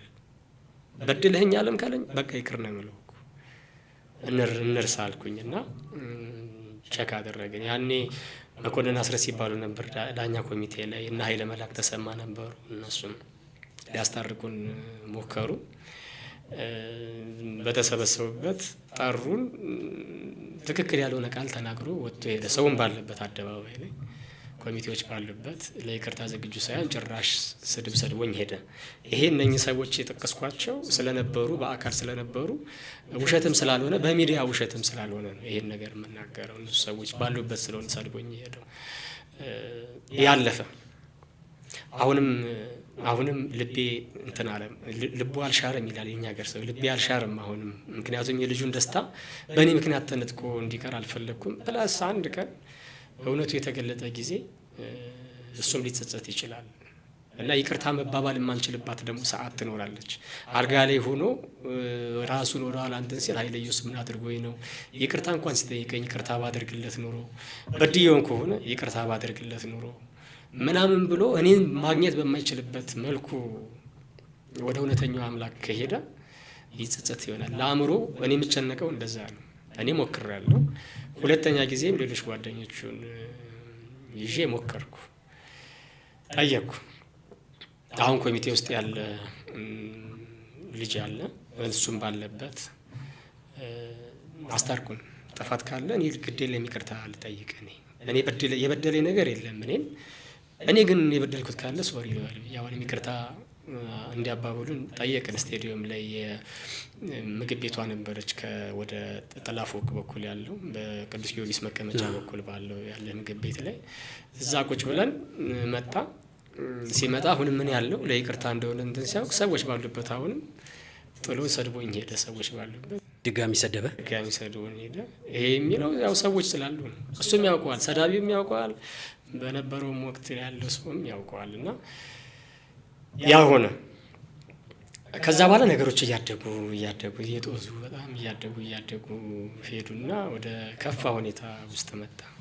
አንዴ ደደቢት ከጅማ ጋር ሳጫውት የእንታና ማነው ጸጉሩን የሚያሳድግ ጊዮርጊስ የነበረ አሁን ሸገር የሚጫወት ሄኖክ አዱኛ አስታውሳለሁ። ጅማ እያለ ጌታነህ ከበደ ወደ ጎል የመታውን ኳስ ጌታነህ ደደቢት እያለ ማለት ከገዳው በፊት ነው። ይሄ ቆይታ ስቶሪ ነው። ከዚህ ከሰዎች ጸብ ጋር ላይ ሰዎች ናቸው እና ኳስ በእጁ ያስቀራል። እንታና ሄኖክ አዱኛ ጎል ማግባት እድልን ስለሆነ ሄኖክን በቀይ አስወጥቼ ፔናልቲ ተሰጠ። የደደቢት ክለብ ደጋፊ የሆነ ደግሞ ውጭ ላይ ይጠብቀኛል። ኢንቴንሽናሊ ነው፣ ከገባ በኋላ ያለውን ኳስ ነው ሪጎሪ የሰጠው የሚል ስሜት ነበረው። ነገር ግን የሚያወራኝ በጫን ለማወቅ ነው የሚጠይቀኝ እሱና ጠየቀኝ፣ አወራኝ። አይደለም ለምን ሰጣለሁ እንደዛ ራሴ ላይ ለምን ችግር ፈጥራለሁ? ስላስቀረ እኮ ነው፣ ጎል ስላዳነ እኮ ነው ሪጎሪ የሰጠሁት። ቀይም የወጣው ለዚህ ነው። አይ ጎልስ ቢሳት እሱ የኔ ራስ ምታት አይደለም፣ ፔናልቲ በከለከላችሁ ነበር የሚል ተግባባን፣ ተስማማን፣ ነገሩን እውነቱን እንተናልና ከዛ በኋላ ለእኔ ሾክ የሚያደርግ ነገር አወራኝ ልጁ። ይሄ ማለት 2008 ማለት ነው። ራሴን እንድጠብቅ ዛት ሚንስ ፐርሰናል የሆኑ ነገሮች ወደ ክፉ ነገር እያደጉ ወደ ክፉና ራስን ወደ ማጣት ጉዳዮች እያደጉ እንደመጡ ነገረኝ። አሉባልታ ነው ብዬ ነው ያለፍኩት ያንን ነገር። በሰዓቱ የኢትዮጵያን ባንዲራ አረንጓዴ ልሙጡን አሁን አረንጓዴ ቢጫ ቀይ ባንዲራ መያዝ ወንጀል ተብሎ የተባለበት ጊዜ ነበር፣ የለውጡ ወቅት ማለት ነው። ህወሓት ኦልሬዲ እየተቀየረ የለውጡ ዘመን ላይ በነበረበት ጊዜ ስለሆነ ከዛ ጋር ተያይዞ አወራኝ ራሴ እንድጠብቅ እና ደነገጥኩ። ግን ያው አሉባልታ ነው የሚጠብቀኝ አይተኛም ብዬ ትቼ ያለፍኩኝ። ከዛ ጌታ ዘሩ የሚባል ስፖርት ትንሿ ሜዳ ላይ ስቴዲየም ዙሪያ ትንሿ ሜዳ ላይ ምሳ እየበላን ከዚህ ጉዳይ ጋር የሚመለከተው አካል የመንግስት አካል መጥቶ ጠየቀኝ። እንደዚህ ጉዳይ ላይ አለህበት እንዴ? የባህር ዳርን አብዮት የባህር ዳርን የእንቢተኝነት የለውጡ ጊዜ ያለው አብዮት የምትመራ አንተ ነህ እንዴ ብሎ መጥቶ ጠየቀኝ። እንዴት ጠየቀኝ አልኩ። አይ እንደዚህ አይነት ኢንፎርሜሽን መረጃ አለን። አይ በአጋጣሚ ደግሞ ከሱዳን የተመለስኩበት ሱዳን ጨዋታ ኖሮኝ ሄጄ የተመለስኩበት ነበር። እንተናን የሱዳን ሂላልን ነው ላጫውት ሄጄ ነበርና እሱን አጫውቼ የተመለስኩበት ነበር። የዛን ጊዜ ኢሚግሬሽን ሁሉ ማረጋገጥ ይቻል ነበር። ወጥቻለሁ፣ ኦልሬዲ ከሀገር ወጥቻለሁ። 500 ሜትር ባንዲራ የተሰራበት ጊዜ በጣም ብዙ መነጋገሪያ የነበረበት ጊዜ ባህር ዳር እና ከዛ ነገር ጋር ሁሉ ተገናኘ። የደደቢቱ ጉዳይ ከባህር ዳር የደደቢቱ ጉዳይ ሳይሆን የደደቢቱ ለእኔ ኢንፎርሜሽን የሰጣኝ ነው። እንደዚህ አይነት ሰዎች ትክክል ያልሆነ መረጃ በወቅቱ ለነበሩ የደህንነት አካላት ስላንተ የተሳሳተ መረጃ እየሰጡ ነው፣ ስለዚህ ተጠንቀቅ ብሎ ለእኔ ነው የሚነግረኝ ያ ሰው እና ጆሮ ዳባ ልበስ ብዬ ነው ሄድኩኝ። ለምን ሰው እኔን ለምን ይሄን ያህል ያጠቃኛል ብዬ ጥዬ ሄድኩኝ። ነገር ግን እውነት ሆኖ የሚመለከተው አካል መጥቶ አወራኝ እና ከዛ ደነገጥኩና መጠንቀቅ ጀመርኩ። ከነኚህ ሰዎች ጋር ይቅርታ መባባል ሳይሆን ራስን ሪዘርቭ አድርጎ መጓዝ ይሻላል በሚል ሪዘርቭ አድርጌ ቆየሁኝ። ስለዚህ ከዳኞች ጋር ብዙ እንትን የለኝም። ይሄ እሳትን እጅግ ሳትቀርብ እጅግም ሳትርቅ ነው ለብ ያለው ሙቀት አይደል ጦሩ የሚሆነው። በዛ ልክ አድርጌ ራሴን ጠብቄ ስራዬ ላይ ፎከሴ ስመደብ አጫውታለሁ፣ ሳልመደብ እቀመጣለሁ። እዛ ላይ ብቻ አደረግኩኝ እና ከአንዳንድ ዳኞች ጋር የነበረው ግንኙነት በተለይ ሲኒየር ከሆኑና አሁን ካቆሙት በእኛ እነሱ ከእኛ እድሜ ከፍ ያሉ ናቸው። እኛ በልጅነት ነው የተገናኘ ነው። ግን ከእኛ ከፍ ስላሉ እና አብረን ስላጫወትን በእነሱ እድሜ ይቆጥሩናል።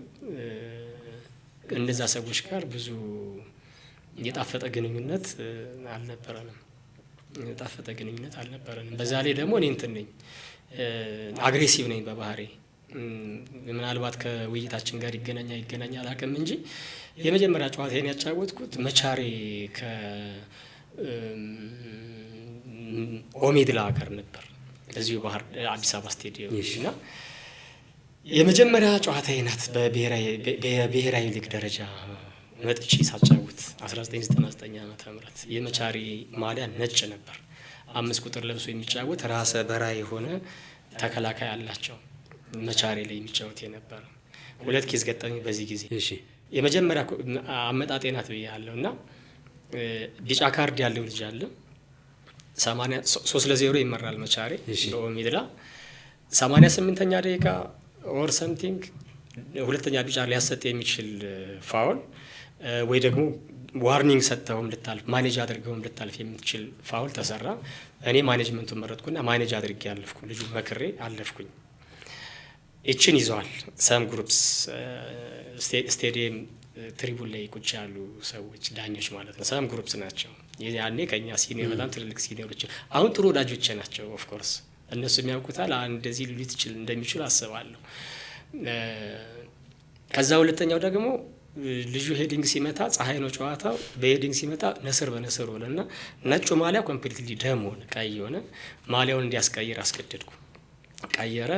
ተቀያሪ ማሊያ በቁጥራቸው ስለሌለ ስኮርሺት ላይ የቀየረውን ማሊያ አስተካክዬ ምናምን ጨዋታው ቀጠለና ስወጣ ኳስ ይዤ ስወጣ ጮክ ብለው ኮሚሽነሩ ከፊቴ ያለ ምናምን ፈርተህ ነው ያን ልጅ በቀይ ያላስወጣው ምናምን አሉኝ። እኔ የመጣሁት ከጎጃም ነው፣ የበላይ ዘር ነኝ፣ ፈርቼ አላውቅም፣ ልስጥህ አንተ ትሰጠዋለህ ብዬ ወጣሁኝ። እንደዛ ይሄን ስል ኮሚሽነር ይሰማል። የመጀመሪያ ጨዋታዬ ናት እቺ ጨዋታ። ባልል ጥሩ ነበር ለነሱ። ነገር ግን እነሱ ያው እኔን ማሸማቀቅ ወር እችን አዲስ ዳኛ አስደንግጠን እናስቀራት ምናምን ብሎም ከሆነ እኔን ሳይሆን እነሱ ራሳቸው ይደንግጡበት ብዬ ደንግጬም ፈርቼም አላውቅም። የፈሪ ዘር የለኝም ከኔ ብዬ ጥየው ገባሁ። ይሄ ደብሮታል ኮሚሽነር የነበረው። እችን ይዟል። አሀ አንተ ዘራፍ ልትል ነው እንደ የመጣው አይለኝ። አይ እኔ ዘራፍ ልል አይደለም፣ የጠየቁት ጥያቄ ትክክል ስላልሆነ ነው። ይሄን ደግሞ የጠየቁኝ አንተ ፊቴ ላይ ስላለህ አንተን ትክክል አይደለም እንዲህ አድርገው ምናምን ብሎ መልእክት ለማስተላለፍ እንደፈለጉ አውቃለሁ። ይሄን እረዳለሁ። ይሄንን ሳደርግ እኔ መምህር ነኝ። የዛን ጊዜም እኮ 98 99 እኮ እኔ አስተማሪ ነኝ።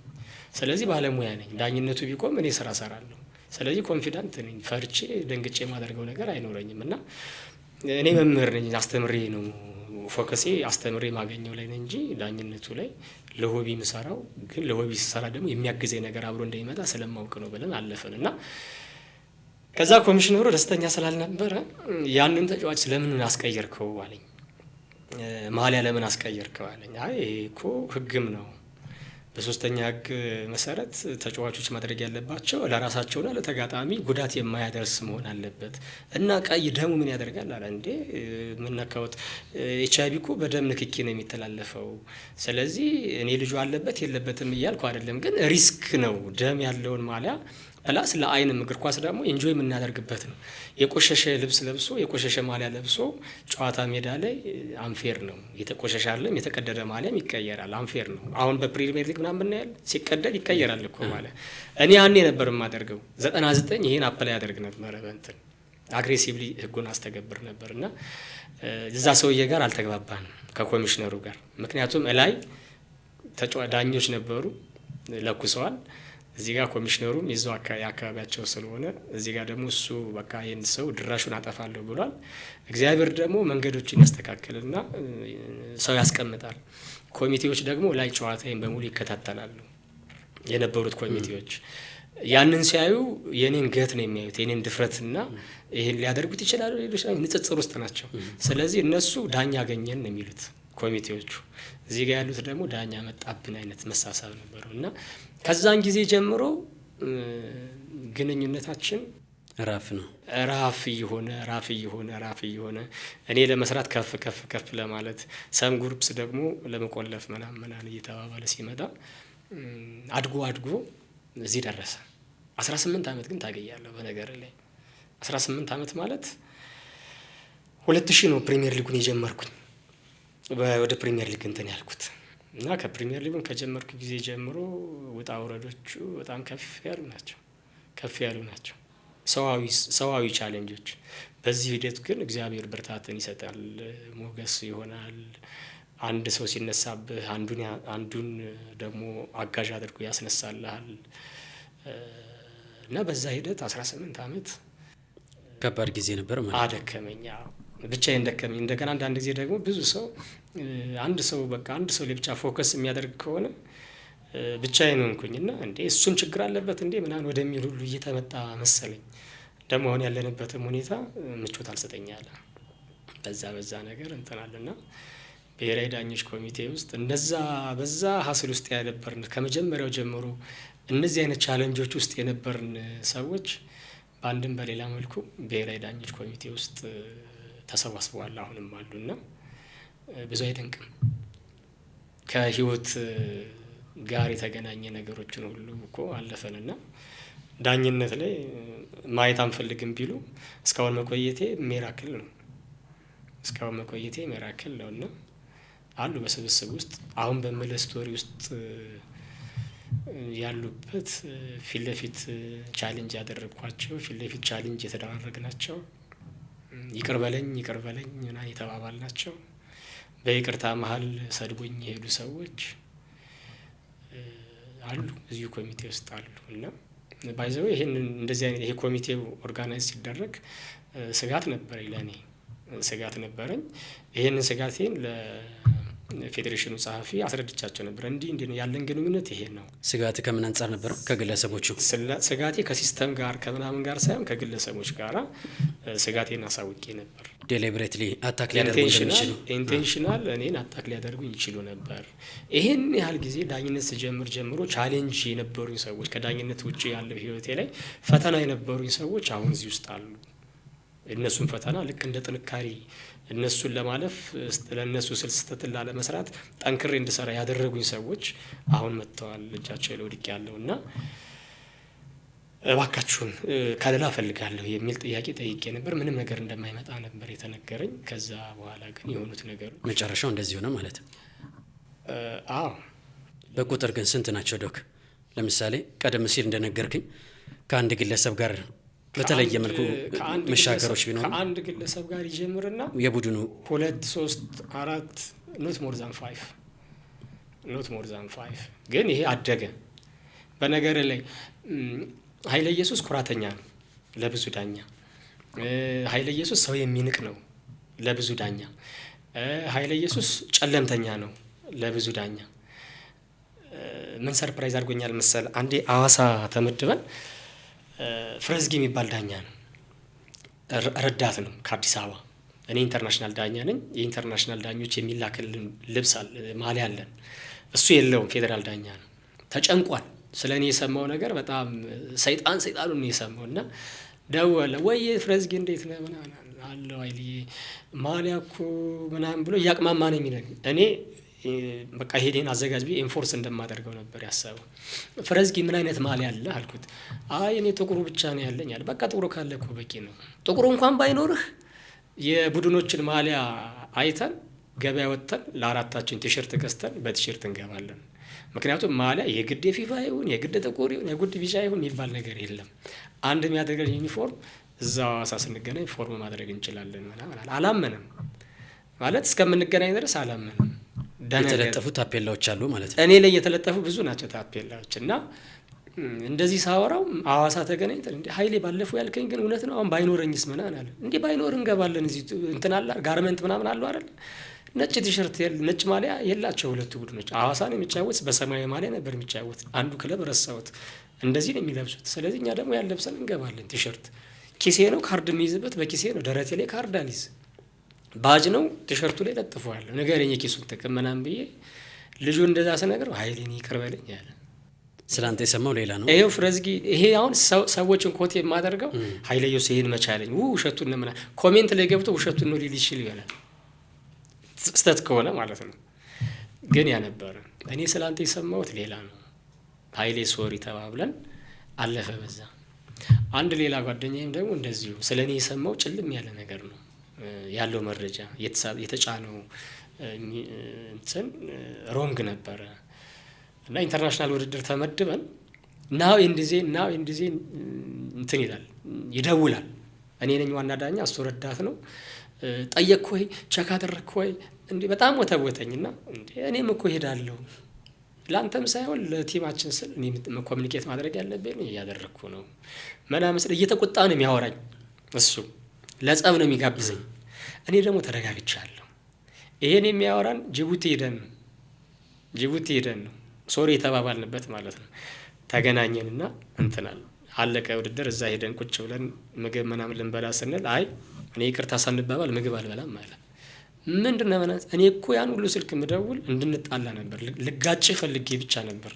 ግን ሪስፖንድ የምታደርግበት መንገድ ግን እኔ የተባልኩት የተጫንኩትና ትክክለኛ አንተ የምታወራኝ ኃይለየሱስ ደግሞ እኔ የምኖረው ህይወት ይሄን ነው።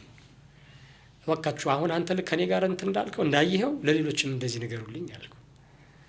ይሄ ደግሞ የሚሆነው አንድ አካባቢ ላይ ያሉ የዳኛ ግሩፕስ ላይ ብቻ ነው።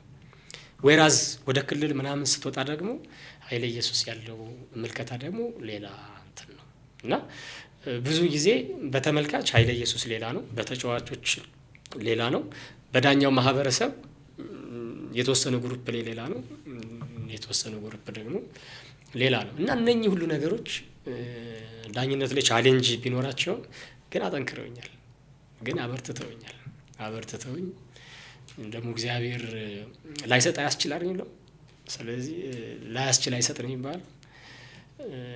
ላያስችል እንትን አላለኝም፣ አበርትቶኝ እነዛን ሁሉ ነገሮች አልፌ እዚህ ድረስ ደርሼ በክብር ወጣ ራሴን አክብሬ።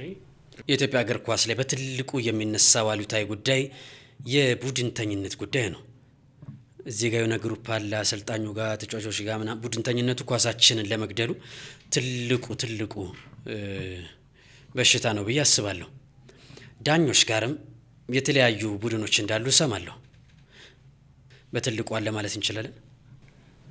ይሄ ነገር በድፍረት የምናገረው ተመልካቾች በጣም ስትሮንግሊ እንዲረዱት የምፈልገው ነገር ተናጋሪ ስለሆንኩ ወይ ደግሞ ደፋር ስለሆንኩኝ አይደለም፣ ግን ለኢትዮጵያ እግር ኳስ የሚበጅ ስላልሆነ ሙያዬ እግር ኳስ ነው። እግር ኳስ ዳኛ ሆኜ እግር ኳስ አሰልጣኝ ላልሆን ይችላል፣ ኢንስትራክተርም ላልሆን ይችላል። ፎር ዛት ማተር የተማርኩት 3ኛ ዲግሪ የፉትቦል ኮቺንግ ነው። ፉትቦል አድሚኒስትሬቲቭ ላይ ልመጣ እችላለሁ፣ ፉትቦል ኮቺንግ ላይ ልመጣ እችላለሁ። ሚናዬ ሰፊ ነው፣ ለኢትዮጵያ እግር ኳስ አበርክቶ ሰፊ ነው። ነገር ግን ዳኝነቱም ላይ ልክ እግር ኳሱ ላይ አንድ ፓርት ስለሆነ የቡድንተኝነት ስሜቱ አንድ ቦታ ላይ መቆም ስላለበት እና አዋጭም ስላልሆነ ነገ መምጣት ስለሌለበት ነገ አንድ ሰው እንዲወጣ በአምላክ ዓለም ዋንጫ ጫወተ አይደል? በአምላክ ዓለም ዋንጫ ጫወቶ ሲቆም በአምላክ ሊተካ የሚችል ዳኛ መፍጠር ካለብን የግለሰቡን ባህሪ ሳይሆን የግለሰቡን ፐርፎርማንስ ብቻ መታየት አለበት ብዬ ስለማሰብ ነው። የቡድንተኝነት ስሜት የለም ካልኩኝ ውሸታም ነኝ። በነገር ላይ ቡድንተኝነት እኮ ተፈጥሯዊም ነው። አንዳንድ ጊዜ ስታይ ተፈጥሯዊም ነው። በእንስሳት ዓለም በመናምን እንትን አላቸው አይደል? ቡድን የአንድ ቡድን መሪ ያላቸው ቡድኖች አሉ አይደል? ልክ እንደዛ አለ። ጤናማ የሆነ ቡድንተኝነት ሲሆን በጣም ጥሩ ነው። አንድን አካል ለመጠበቅ አንድን ነገር ለመጠበቅ ለማሳደግ ቡድንተኝነት ሲኖር ጥሩ ነው። ቡድንተኝነት ተፈጥሯዊ ስለሆነ ማለት ነው። ስፖርቱ ላይ ያለ ቡድንተኝነት ግን ኢንጀነራል በጥቅሉ ያለው የስፖርት ላይ ያለው ቡድንተኝነት ግን እሱ አይደለም። በቡድን ደግፎ ማሳደግ ሳይሆን በቡድን ደግፎ ጥቁር ጥላሸት ከጀርባው ለጥፈው ማጥፋት ላይ ነው። ኖት ኦንሊ ዳኝነት ላይ እግር ኳሱም ላይ ሁሉ የምናየው ስለሆነ በሁሉም ደረጃ እግር ኳስን 25 ዓመት ኖርኩበት አይደል? የኢትዮጵያን እግር ኳስ አሰልጣኞች ላይ የምሰማለሁ፣ ተጫዋቾች ላይ የምሰማለሁ። ዘሴንቲንግ ዳኛም ስለሆንኩ ደግሞ ኑሬዋለሁ እና የቡድንተኝነት ስሜቱ አለ። ጥሩ የሆነ ቡድንተኝነት ሳይሆን ትክክል ያልሆነ ጠልፎ የሚጥል ብቻ ሳይሆን ጠልፎ የሚፈጠፍጥ ከመጣል አልፎ ቁልቁል ሊፈጠፍጥ የሚችል ቡድንተኝነት አለ። ነገር ግን ያንን ቡድንተኝነት መቋቋም ደግሞ የግለሰቡ ጥረት ነው። ከአምላኩ ጋር ከሆነ ሰው ብዙ ቢታገል በጣም ሺህ ጊዜ ሰው ቢታገለው ሊጥለው አይችልም። ጎልያድ እኮ በአንዲት ጠጠር የወደቀው የሉም። ብዙ እኔም ጋር ብዙ ታግለውኝ የነበሩ ሰዎች የሉም። በህይወትም የሌሉ አሉ፣ በዳኝነቱም የሌሉ አሉ፣ አጠቃላይ በእግር ኳሱ ዙሪያም የሌሉ አሉ። ኃይለ ኢየሱስ ግን እስከዚህኛው ጊዜ አለ። እግር ኳስ ዳኛ ሁኜም አለሁ። የዩኒቨርሲቲ መምህርና የእግር ኳሱ ተመራማሪም ሁኜ አለሁ። ስለዚህ እግር ኳሱ ላይ ልወጣ የምችልበት አግባብ የለውም። ስፖርቱ ላይ አለውኝ እና የቡድንተኝነት ስሜቱ አለ። የቡድንተኝነት ስሜቱን በጣም መጥፎ የሚያደርገው ደግሞ ትልልቆቹም እያዩት ግን ቻሌንጅ ሊያደርጉት ባለመቻላቸው ነው።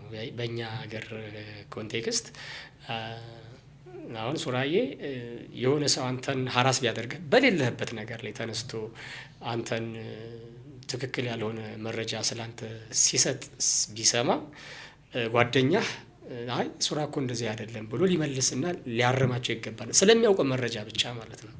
አለበለዛ ደግሞ አይ ኖ ኮሜንት እኮ በጣም እንትን አሁን ሌትሴይ የሆነ ነገር ብጠይቀኝ ሱራ ኖ ኮሜንት ካልኩ እኮ ብለህ ልታስገድደኝ አትችልም። በዚህ ዙሪያ ሀሳብ መስጠት አትችልም። ይሄም ጥሉ የቡድንተኝነቱን ሊያፈርስ የሚችል ነው። እኔ ስለሆነ ሰው ስናገር ሀሳብ በሌለኝ ወይም ደግሞ እውቀቱ በሌለኝ ነገር ላይ ሌላ ሰው መጥቶ ለእኔ ሲነግረኝ አይ በዚህ ዙሪያ እውቀቱ ስለሌለኝ ኖ ኮሜንት መነጋገር አልፈልግም። ቡድንተኝነቱን ሊያስቆሙ ይችል ነበር። ከዚህ ከእገዳ ጋር በተገናኘ የኢትዮጵያ እግር ኳስ ፌዴሬሽን እጁን አስገብቶበት እንደነበረ አውቃለሁ። በአንድ ወቅትም ለኢትዮጵያ እግር ኳስ ፌዴሬሽን ዋና ስራ አስፈጻሚ አቶ ባህሩ ጥላሁንም ያንተን ጉዳይ ለማጥራት ወደ እጅ ስልኩም ደውዬም ጭምር ነበረ። የኢትዮጵያ እግር ኳስ ፌዴሬሽን የዶክተር ኃይለ ኢየሱስ ባዘዘውን ጉዳይ ለምን ፖዚቲቭሊ ለመፍታት አልሞከረም? እጁን ለምን ለማስገባት አልሞከረም? አንተ ፍላጎቱ ካለ ማጫወት እየፈለክ ጥሩ አቋም ላይ ነኝ ካልክ ቀደም ሲል እንደነገርከኝ የሆኑ ግሩፖች በአንድም በሌላም ሂዳት በለው እንዲሄድ አድርገው በሚል አኳኋን እንድትወጣ ካደረጉ ከኢትዮጵያ እግር ኳስ ፌዴሬሽን የምትጠብቀውን ምላሽ አግኝተሃል? እንዲሁ ለሙገሳ ሚዲያ ላይ ሳይሆን የልብን እስኪ ንገረኝ። አላገኘሁም። 4 ነጥብ እኮ ነው ማለት ከኢትዮጵያ እግር ኳስ ፌዴሬሽን 25 ዓመት እኮ ቀላል አይደለም።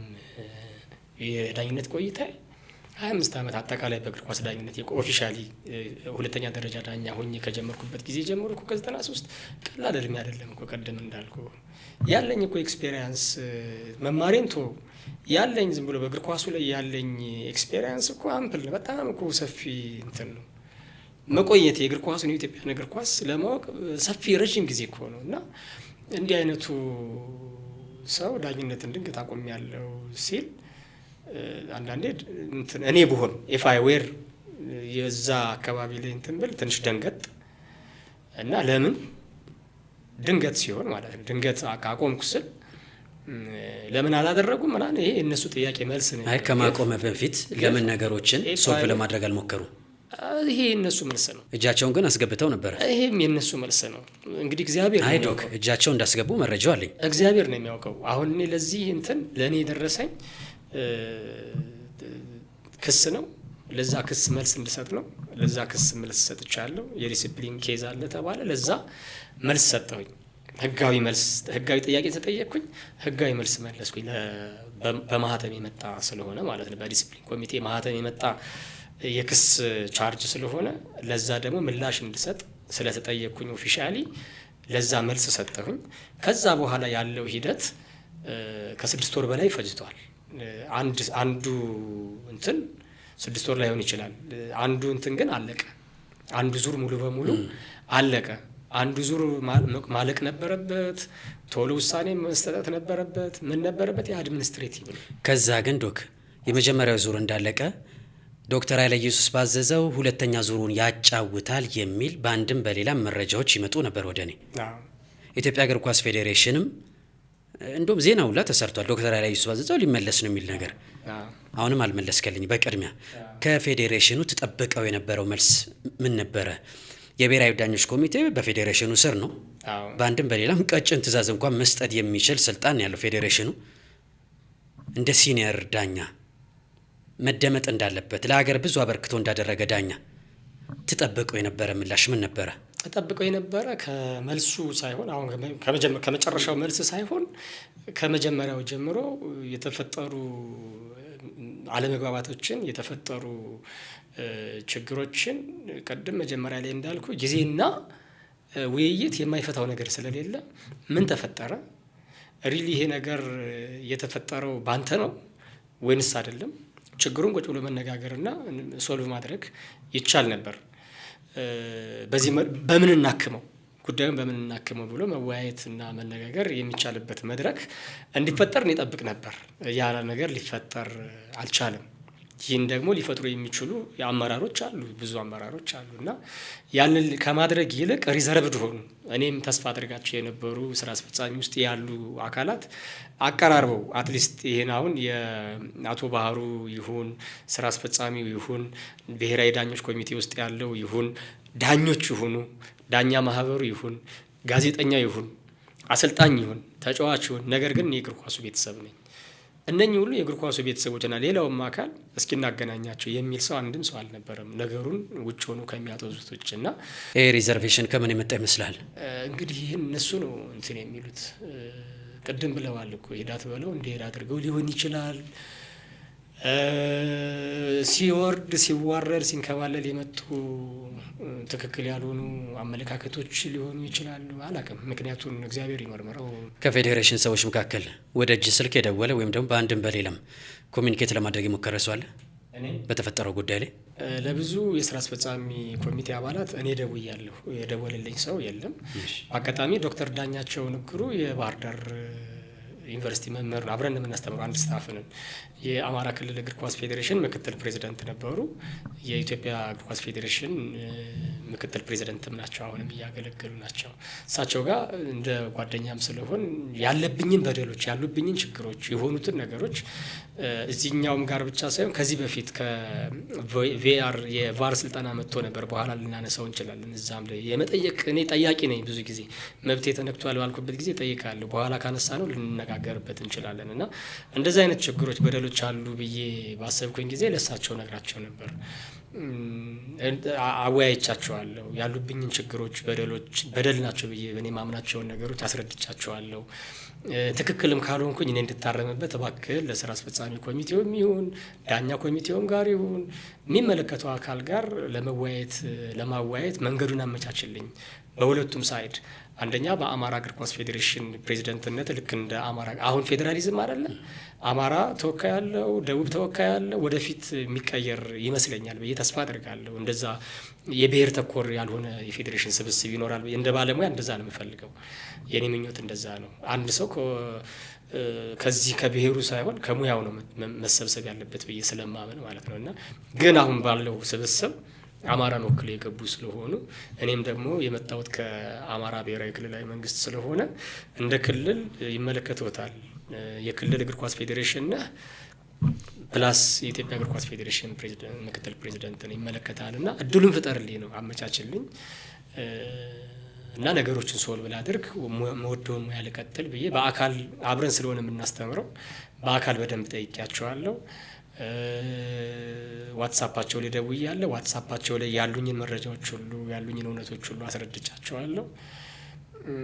እሺ ይሉሃልና ከዛ የሉም። ይሄን መድረክ ሊፈጥሩልኝ አልቻሉም። እንግዲህ ማቆሚ ያስደስታቸው ማቆሚ ይመማቸው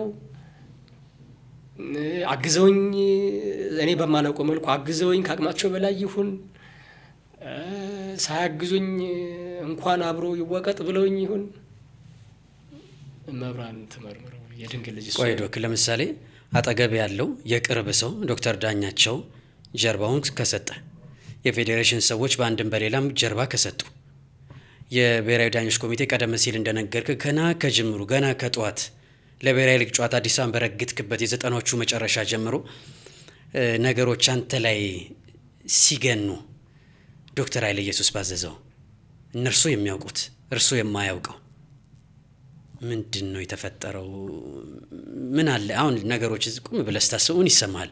ማለት አንዳንዴ እንዲህ አይነት ነገሮች የሚያብከነከኑ ይመስለኛል። የቅርብ ሰው አንድ ስታፍም ምላሽ ካልሰጠ ሜዳ ላይ እንደምሰማው ተጫዋቾች ለአንተ የሚሰጡት ሪኮግኒሽን ሌላ ነው።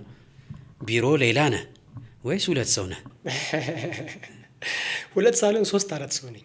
ማለት ሜዳ ላይ የመጡ ሰዎች ሁሉ ኃይለ ኢየሱስ ኃይለ ኢየሱስ ይሉኛል። በጣም ሁለት ሶስት አይነት ሰው ነኝ በስራ ሂደት ማለት ነው። በስራ ሁኔታ ስራ ስሰራ አግሬሲቭ ነኝ ኢን ሴንስ እውነት ከሆነ እውነት ነው። እውነት ውሸት አይደለም። እሸት አትልም እኮ አይደል? እውነት ልል ነበር ውሸት ልል ነበር አትልም። በቃ እውነት ከሆነ እውነት ነው የምትለው፣ ውሸት ከሆነ ውሸት ነው። እና በህይወት መንገዴ እኔ የምመራበት ያንን ነው። ትክክል ነው ትክክል አይደለም፣ ለእኔ ትክክል ነው፣ ለሌላው ሰው ደግሞ የህይወት ፍልስፍናችን ስለሆነ ለሌላው ላይመች ይችላል።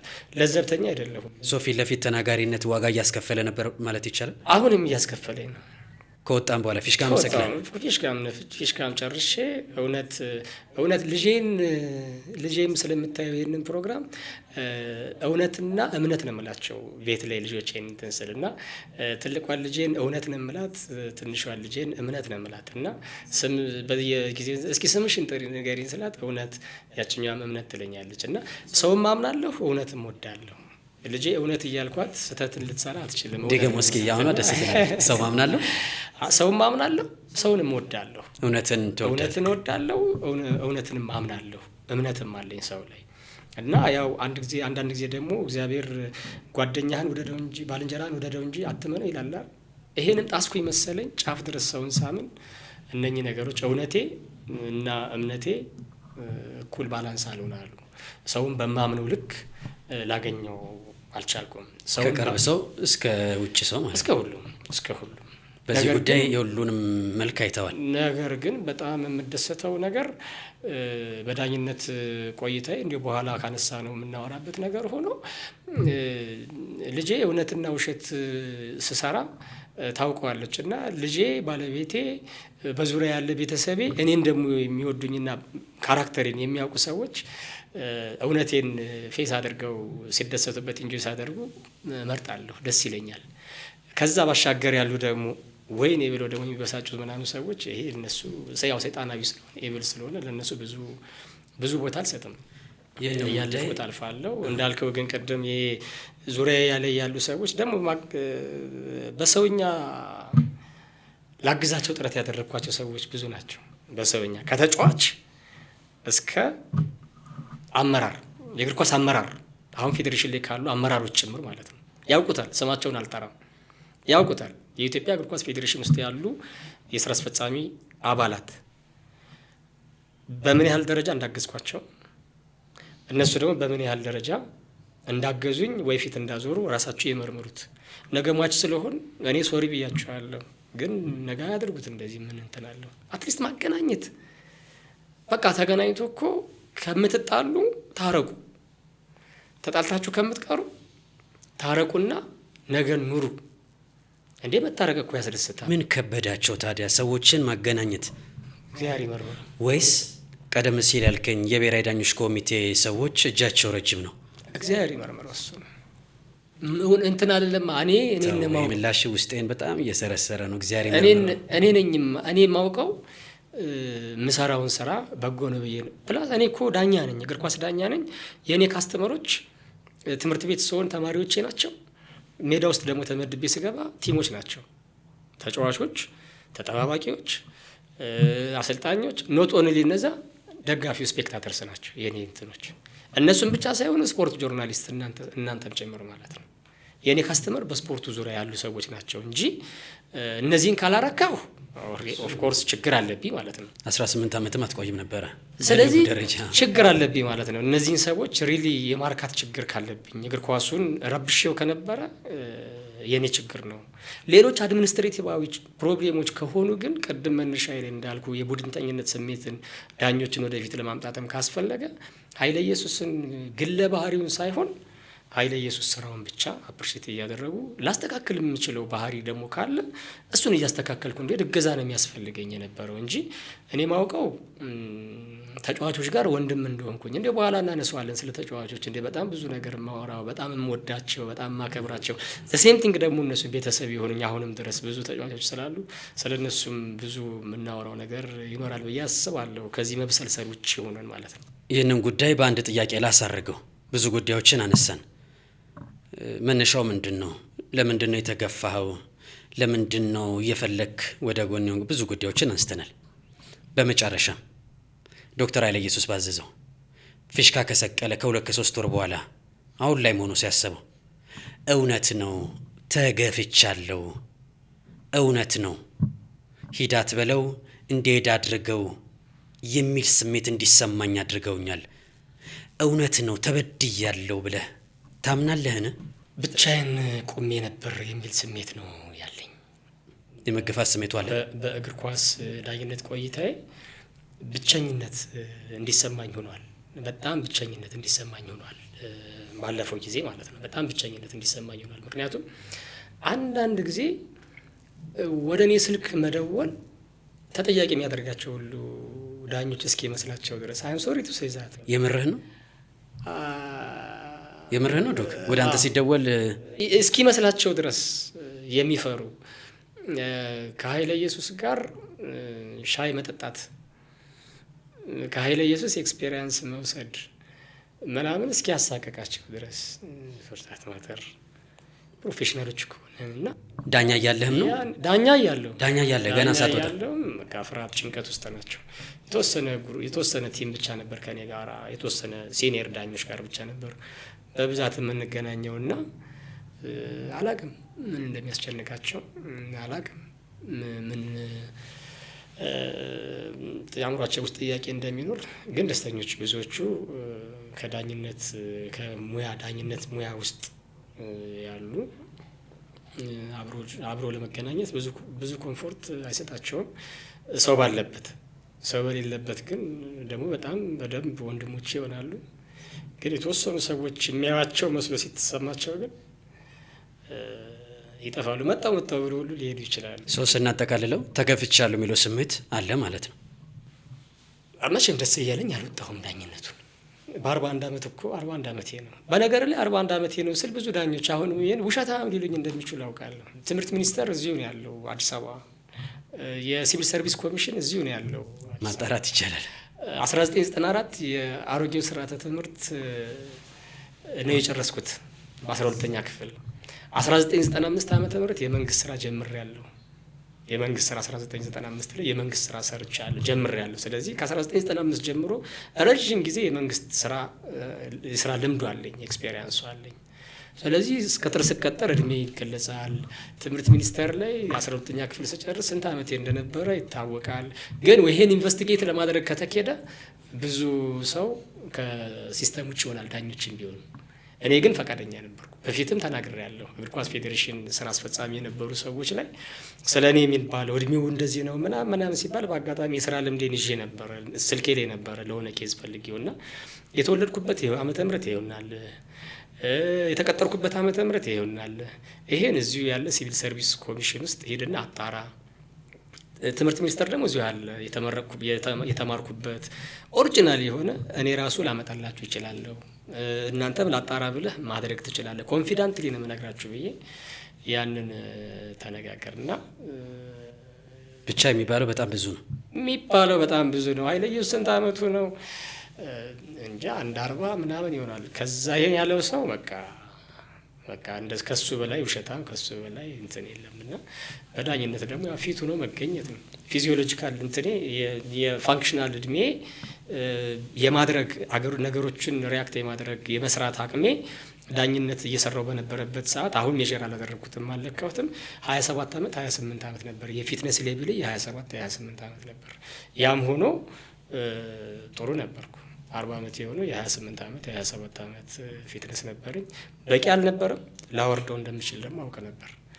አሁን ሊሆኝ አላውቅምና እድሜ እዚህ ላይ ከመጣ እድሜ ከባድ ነው የሚሆነው። ኢንተርናሽናል ሰው 26 ዓመቴ ነበር ፎር ዛት ማተር ገና ወጣት ህፃን ልጅ በሚባል እድሜ 26 ዓመቴ ነበረ በትክክለኛው እድሜና መታገዝ እኮ ቢኖረው በ26 ዓመት ወጣት ዳኛ ሆኜ ወደፊት ልመጣ የሚችልበት አክሰስ ሰፊ ነበር። በሰዓቱ የነበሩት የስራ አስፈጻሚ ኮሚቴ የሚሆን ፕሬዚደንቱ የሚሆን የዳኛ ኮሚቴው የሚሆን አሁን ያሉት ዳኛ ኮሚቴዎች ዳኛ ነበሩ አብረውኝ። ክቡር ፕሬዚደንቱ አቶ ኢሳያስም ያኔ የክለብ ስራ አስኪያጅ እና እግር ኳሱ ላይ በሌላ ስራ ውስጥ የሚሰሩ ነበሩ። እኔ ዳኛ በመጣሁበት ጊዜ የነበሩ ዳኛ ኮሚቴዎች ግን ሊጸጸቱ ይገባል። ምክንያቱም ትንሽ ፑሽ ቢያደርጉኝ ገና እንትን አላልኩም። ምናልባት ኳስ እኮ እየተጫወቱ ኳሷን አልፌ ሊሄድ ሁሉ የሚችልበት ኢነርጂ የነበረኝ ጊዜ በትልቅ ደረጃ ልንተያይ እንችል ነበር። ብዙ ጉዳዮችን እያነሳን እዚህ ደርሰናል። ለምንድን ነው ዶክተር ኃይለ ኢየሱስ ባዘዘው ሪዛይን ያደረገው? ለምንድን ነው ፊሽካ የሰቀለው? ለምንድን ነው የሚሉ ብዙ ለምኖች ነበሩ። ያንን ምላሽ ሰጥተናል ብዬ አስባለሁ። ስላንተ ከሰማኋቸው ጉዳዮች መካከል ትንሽ ፈገግ ያሰኘኝ አንድ ጉዳይ አለ። ሜዳ ላይ ዶክተር ኃይለ ኢየሱስ ባዘዘው ጸበል እስከ መርጨት ደርሷል የሚል ነገር ሰማሁ። እውነት ነው ወይ? ጸበል ሜዳ ድረስ ይዘገብተህ ጸበል ረሽተሃል ወይ? ምን ተፈጠረ? እስኪ ጸበልና ዶክተር ኃይለ ኢየሱስ ባዘዘው ይህ መረጃ ከየት እንዳገኘው ባላቅም ግን እውነት ነው። ጸበል ይዘገብታል። ጸበል ወደ ሜዳ ይዤ መግባት ሳይሆን ጨዋታ ከመጀመሩ በፊት ጸበል ረጭቻለሁ። ሜዳውን ቅዱስ ጊዮርጊስ ከወላይታ ዲቻ ይጫወት ነበር። ዘላለም የወላይታ ዲቻ ግብ ጠባቂ አሰልጣኝ ያይ ነበርና የክፉ መንፈስ አሰራር ሁሉ ይሰበር እያልኩ የቅዱሳንን ስም እየጠራው ሜዳ ረጭቻለሁ። እውነትም ረጭቻለሁ። ስንት ዓመተ ምህረት? 2016 አሁን በቅርብ። ምን ተፈጠረ? ያ የሆነበት ምን መሰለ? እኔ ጨዋታ 8 ሰዓት ነው የመጀመሪያውን ጨዋታ ኦፍኮርስ አጫውታለሁ እና ከማጫወቴ በፊት ቡላል እዛ ኤሌክትሪክ የለም ሜዳ ላይ ማለት ወድቃ ልትሞት የምትችልበት አግባብ የለም። ምንድን ነው የወደቀው? ቡላል ወድቆ። ቡላድ ምንድን ነው? ቡላል እኛ አካባቢ ላይ ቡላል የምንላት ይሄ ዋኔ ነው የሚባል እርግብ ሳትሆን ዋኔ ይሄ አሞራ የአሞራ ትንሿ አሞራ ትንሿ ምንድን ነው የምትባለው እናንተ አካባቢ? ዋኔ እርግብና ዋኔን እርግብ ነጭ ምናምን ከለር ያላቸው ናቸው። ዋኔ ደግሞ ሌሎች ከለር ያላት ኖርማሊ አካባቢው ላይ የምናያቸው የወፍ ዝርያ ናት። ከፍ ያለች የወፍ ዝርያ። እሱ ሜዳ ውስጥ ወደቀች። እሱ ሜዳ መስመር ላይ ወድቆ ተገኘች እና ምቾት አልሰጠኝም። ሊሆን ይችላል። እኔ ግን ምቾት አልሰጠኝም። ጨዋታ ከመጀመሩ በፊት እንደዛ አይነት ነገር ሲገኝ መንካትም አልተፈለገም። ጠዋት ትሬኒንግ ሲሰሩ የነበሩ ልጆች ነግረውኛል። ከጌም በፊት ትሬኒንግ ስለሚሰራ እንደዚህ አይነት ነገር አየሁ ብሎ አንድ ጓደኛዬ ነገረኝ። አላመንኩም። የመጀመሪያው ጨዋታ የኔ ስለሆነ ከዛ ሲሄድ ቡላል ማለት ቀደም እንዳልኩ ዋኔ ነው። እኛ ባለውበት አካባቢ ቡላል ዋኔን ቡላል ለምንላት እና ልክ ያንን ሳይ ጭሯ ምናምን ተበታትኗል እዛ። ይህ ክፉ መንፈስ አሰራርም ከሆነ እግዚአብሔር ሆይ አንተ ስበር፣ መብርሃን ሆይ አንቺ ጥላ ሁኚኝ፣ ጉልበት ሙኝኝ ብዬ ይህ እንደሰማ በቀጥታ ሄድኩት ናዝሬት ማርያም ቤተክርስቲያን ነው። ጨዋታው አዳማ ነበር። ናዝሬት እዛው ማርያም ቤተክርስቲያን ሄድኩኝ፣ ተንበረከኩ። ለእናቴ ደግሞ አንድ ነገር ጠይቂያት ያጣሁበት አንድ ነገር የለም እና በጣም እርግጠኛ ሆኜ ነው ማወራት እሷን እና ሄድኩኝ፣ ተንበረከኩ፣ ነገርኳት፣ መንገር ባለብኝ ደረጃ ነገርኳት፣ ሰገድኩ፣ መጣው ጸበል ይዤ እዛ ሜዳውን የክፉ መንፈስ አሰራሩ ሊፍረስ ብዬ ካለ ይፈርሳል ከሌለ የለም ነው። ያንን ነረቸውና አንዳንድ ሰዎች አይተውኝ ኮምፎርት ያልሰጣቸው ሰዎች ነበሩ። በዚህ ደረጃ ወረድ ካሉኝ አይ እኔ መውረድ አይደለም ያለ ኮንፊደንስ ነው እኔ ከእናቴ ጋር የተጣበቅኩ ሰው ነኝ አልኩኝና አለፍን። ላይሆን ይችላል። ይህንን ንግግር የተናገረው ማን ነው? ከዳኞች ነው ወይስ? አይ ሌላም የሚመለከቱ ሰዎች ነበሩ። ደስ ብሏቸው በጣም ኮምፎርቴብል የሆኑ ሰዎች ነበሩ። የክለብ በተለይ ክለብ ላይ የነበሩ ሰዎች ይህን ሳደርግ ስላዩ ስማቸው የቅዱስ ጊዮርጊስም የወላይታ ድቻም ላይ የነበሩ ልጆች ስረጭ ስላዩ ደስ አላቸው። እምነት አለው እንዴ ምናምን ብለው ምቾት የተሰማቸው አይነት ፊት አየሁኝ። የተወሰኑ አካላት ደግሞ እንዴ በዚህ ደረጃ ይወርዳል እንዴ ምናምን አሉኝ። አይኔ መውረድ አይደለም ስራዬ ላይ ጫና ሊያመጣብኝ የሚችልን ነገር መቀነስ ስለሆነ በእርግጥ ነው ጸበል ረጭቻለሁ። ደግሞ ግብረ መልሱ ጥሩ ሆነ፣ እግዚአብሔር ይመስገን። ጨዋታው በጣም በጥሩ ሁኔታ ጨዋታው አለቀ። ኮሽታ የለበት ምን የለበት። እኔ ወፌ እንዳልሆንኩ ቲም ወፌ እንዳልሆነ ሁሉም ነገር ኮሽ ሳይል ጨዋታው አለቀ እና የተወረወረም ነገር ከነበረ እግዚአብሔር ሰብሮታል ማለት ነው። ፎርዛት ማተር እኔ እንኳን አንድ ጊዜ ድሬዳዋ ላይ ጨዋታ እያጫወትኩኝ ኮሚሽነሪ ዳንኤል ይባል ነበር። ዳኒ ቦክስ ምናምን በሚሉት በቅጽል ስም ዳኒ ቦክስ በሚል ባል የአባቱን ስም እንዳላበላሽ እንዳላሳሳት ብዬ ነው። ዳኒ የሚባል ነበር ኮሚሽነሪ እና የገጠሙኝ ብዙ አጋጣሚዎች አሉ። ትልቅ የሚባሉ ዳኞች ጋር አራተኛ ሞኝ ምናምን ብዙ ምቾት የማይሰጡ ነገሮች ያጋጥሙኛል ሜዳ ላይ በእኔ በግል ማለት ነው። ሌትስ ሴይ እንዲያው ብዙ ጊዜ በአንተ ሚዲያ ላይ ኳስ ተጫዋችም ጨዋታውን ሲያቆም ለምን ይሄን ይናገራል?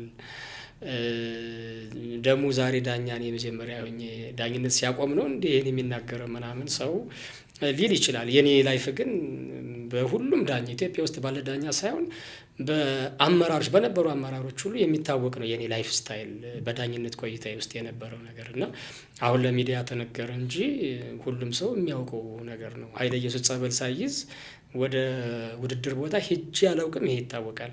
ሁሌ ጸበል ይዘት ኃይለ ኢየሱስ እምነት ሳይዝ ወደ ጨዋታ ወደ ውድድር ሄዶ አያውቅም። ይሄም የሚታወቅ ነው። በኢትዮጵያ እግር ኳስ ዶክ የመናፍስት አሰራር ወይም ደግሞ የሰይጣናዊ አሰራር አለ ብለህ ታምናለህ? ምክንያቱም የቀድሞ ተጫዋቾች እዚህ መጥተው በአንድም በሌላም የህይወት መንገዳቸው እንደተደናቀፈ መንገድ እንደሳተ ይናገራሉ። የሚስማሙበት አለ፣ የማይዋጠላቸው ደግሞ አለ።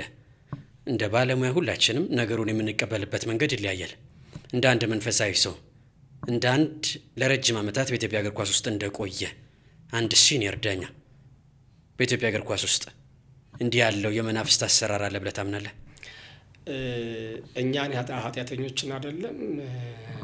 ኢዮብ እኮ የተፈተነው ሀብት ስለነበረው ሀብት ስለሰጠው ነው የሚያመሰግን ምናምን ብሎ አይደል ኢዮብ ጻድቅ ኢዮብ የተፈተነው። እኛ ደግሞ በየትኛው ቅድስናችን ሰይጣን አይፈትነንም እና ፈተና የለም ብሎ ለማለት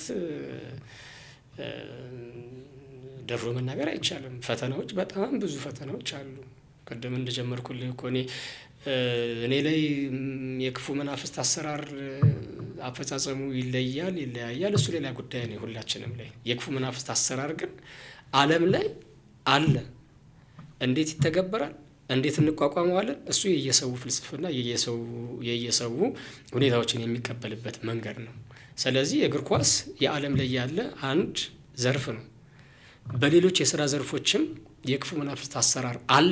ለምሳሌ አሁን በሙዚቃ የኢሉሚናንቲስ ሆነው ምልክቱን እዚህ ሚዲያ ላይ ማሳየት ተገቢም ስላልሆነና ፕሮሞት የማድረግ ያህል ስሜት ስለሚሰማኝ ምልክቱን አላሳይም እንጂ በብዙ ሚዲያዎች የምናያቸው ምልክቶች በሙዚቃው ላይ መጥፎ አሰራር አለ አይደል? መጥፎ የጥልቁ እምነት ተከታዮች እግር ኳስ ውስጥ ምንድን ነው ኢንተርቴይንመንት አይደለም? እዚህ ኢንተርቴይንመንት ላይም የክፉ መናፍስት አሰራር የለም ብሎ ማለት ውሸታምነት ነው። ስለዚህ እዚህ ላይ አሁን እንደዚህ አይነት መንፈስ እዚህ ላይ አለ፣ እንደዚህ አይነት መንፈስ እኔን አጥቅቶኛል፣ በዚህ ተከላክያለሁ ብዬ ልል ነው የምቸገረው እንጂ እሱማ ክፋቶች እኮ ያው ክፉ ነገሮች ሁሉ ከሰይጣን አይደሉ? ዳኝነት እንዳቆም ቅድም ስናወራባቸው የነበሩ ነገሮች ሰው እኮ አጋንንት ሰው ላይ ልቡ ላይ አርፎ አይደል ሰውን እንዲጣላ የሚያደርገው? እነኚህ ሁሉ እኮ የክፉ አሰራሮች ናቸው። ፕራክቲካሊ ግን እኔ ጨዋታ በማጫወትበት ጊዜ ኳስ ወደ ቀኝ እየሄደ ወደ ግራ ሩጫ አውቃለሁ። አንዴ ብዬ እንደገና በስመ አብ ወወልድ ወመንፈስ ቅዱስ ብዬ ማምላኩ ያንቺን ነገር እሰሪ ብዬ ተመልሼ የሮጥኩበት አጋጣሚ አለ። ኧረ ቆይ ዶክ፣ ኳስ ወደ ቀኝ ሄደ አንተ እኔ ወደ ግራ ሩጫዬን ወደ ግራ ጀመርኩኝ፣ ተቃራኒ ማለት ነው። ኳስ ወደዚህ ሲሄድ እኔ ወደዚህ ጀመርኩኝ ማለት ከዛ ጌታ እያጫወትክ ኢታፕንስ የቅድሙ ጨዋታ ላይ ነው ወይስ ሌላ ጨዋታ? ሌላ ጨዋታ ድሬዳዋ ላይ በነበረ ጨዋታ። እሺ ሌላ ጨዋታ ማን ከማን ነበር የሚጫወተው? ያውቃኛል፣ ረሳሁ። ረዥም ጊዜ ቆየ። በምልልስ ጨዋታ በደርሶ መልስ ጨዋታዎች የነበረ ጊዜ ስለሆነ ኳሱ ወዴት ኳስ ወደ ቀኝ ሲሄድ እኔ ወደ ግራ፣ ተቃራኒ ማለት ነው። ወደ ኳስ አይደል የሚሄደው? እንደዛ አጋጥሞኛል። ኦፍ ኮርስ አሁን ይህንን እኔ የመጥፎ ስራ እኔ ላይ ሰርቷል ብዬ እኔ ላምን እችላለሁ። ሌላው ሰው ደግሞ እንዴት ዶክተሩ ነው እንዴት እዚህ ውስጥ ምናምን ሊል ይችላል። ግን የታፐስ እኔ ላይ ገጥሞኝ ያውቃል። ለምን ያህል ደቂቃ ነበረ? ቅጽበታዊ ነው። ምክንያቱም እኔ ስገባ ይዤ ይሄ ወታደር ጥይት ሳይዝ አይገባም አይደል? ባዶ ክላሽ ይዞ ቢሄድ ካዘናው ጥይት ከሌለው ምናምን ይመታል፣ ይማረካል። እኔም ደግሞ ወደ ውድድር ሜዳ ሲሄድ ቅድም እንዳልኩህ እምነት ጸበል እጄ ላይ ፍጹም የሚረሳ ፍጹም የሚተው ነገር አይደለም እና እምነት ጸበል ቀባለሁ፣ ሰውነቴን ሁልጊዜ ቀባለሁ። ጨዋታ ከመጀመሪያ በፊት ሁልጊዜ ቀባለሁ። የተለመደ ስራ ነው፣ በቃ ዩዥዋል ነው። ስለዚህ ብዙ ዳኞች፣ አንዳንድ ዳኞች እንዲሁም አንዱ ላይ ምቾት የማይሰጣቸው ዳኞች ብዙ ነበሩ። ኦፊሻልም የተናገሩ ሰዎች ነበሩ። የሰሟቸው መረጃዎች አሉ። ዶክተር ኃይለ ኢየሱስ ባዘዘው እምነትና ጸበል ሲቀባባ በአንድም በሌላም ታዋቂ ከሚባሉ ዳኞች አክቲቭ በነበሩበት ጊዜ ስም ካላቸው መካከል በጣም ምቾት የሚነሳቸው ሰዎች ተጠራጥረህን ነው ወይ ምን አስበው ነው የሚል ነገር ይነሳል። ይሄ ጉዳይ ምን ያህል እውነት ነው?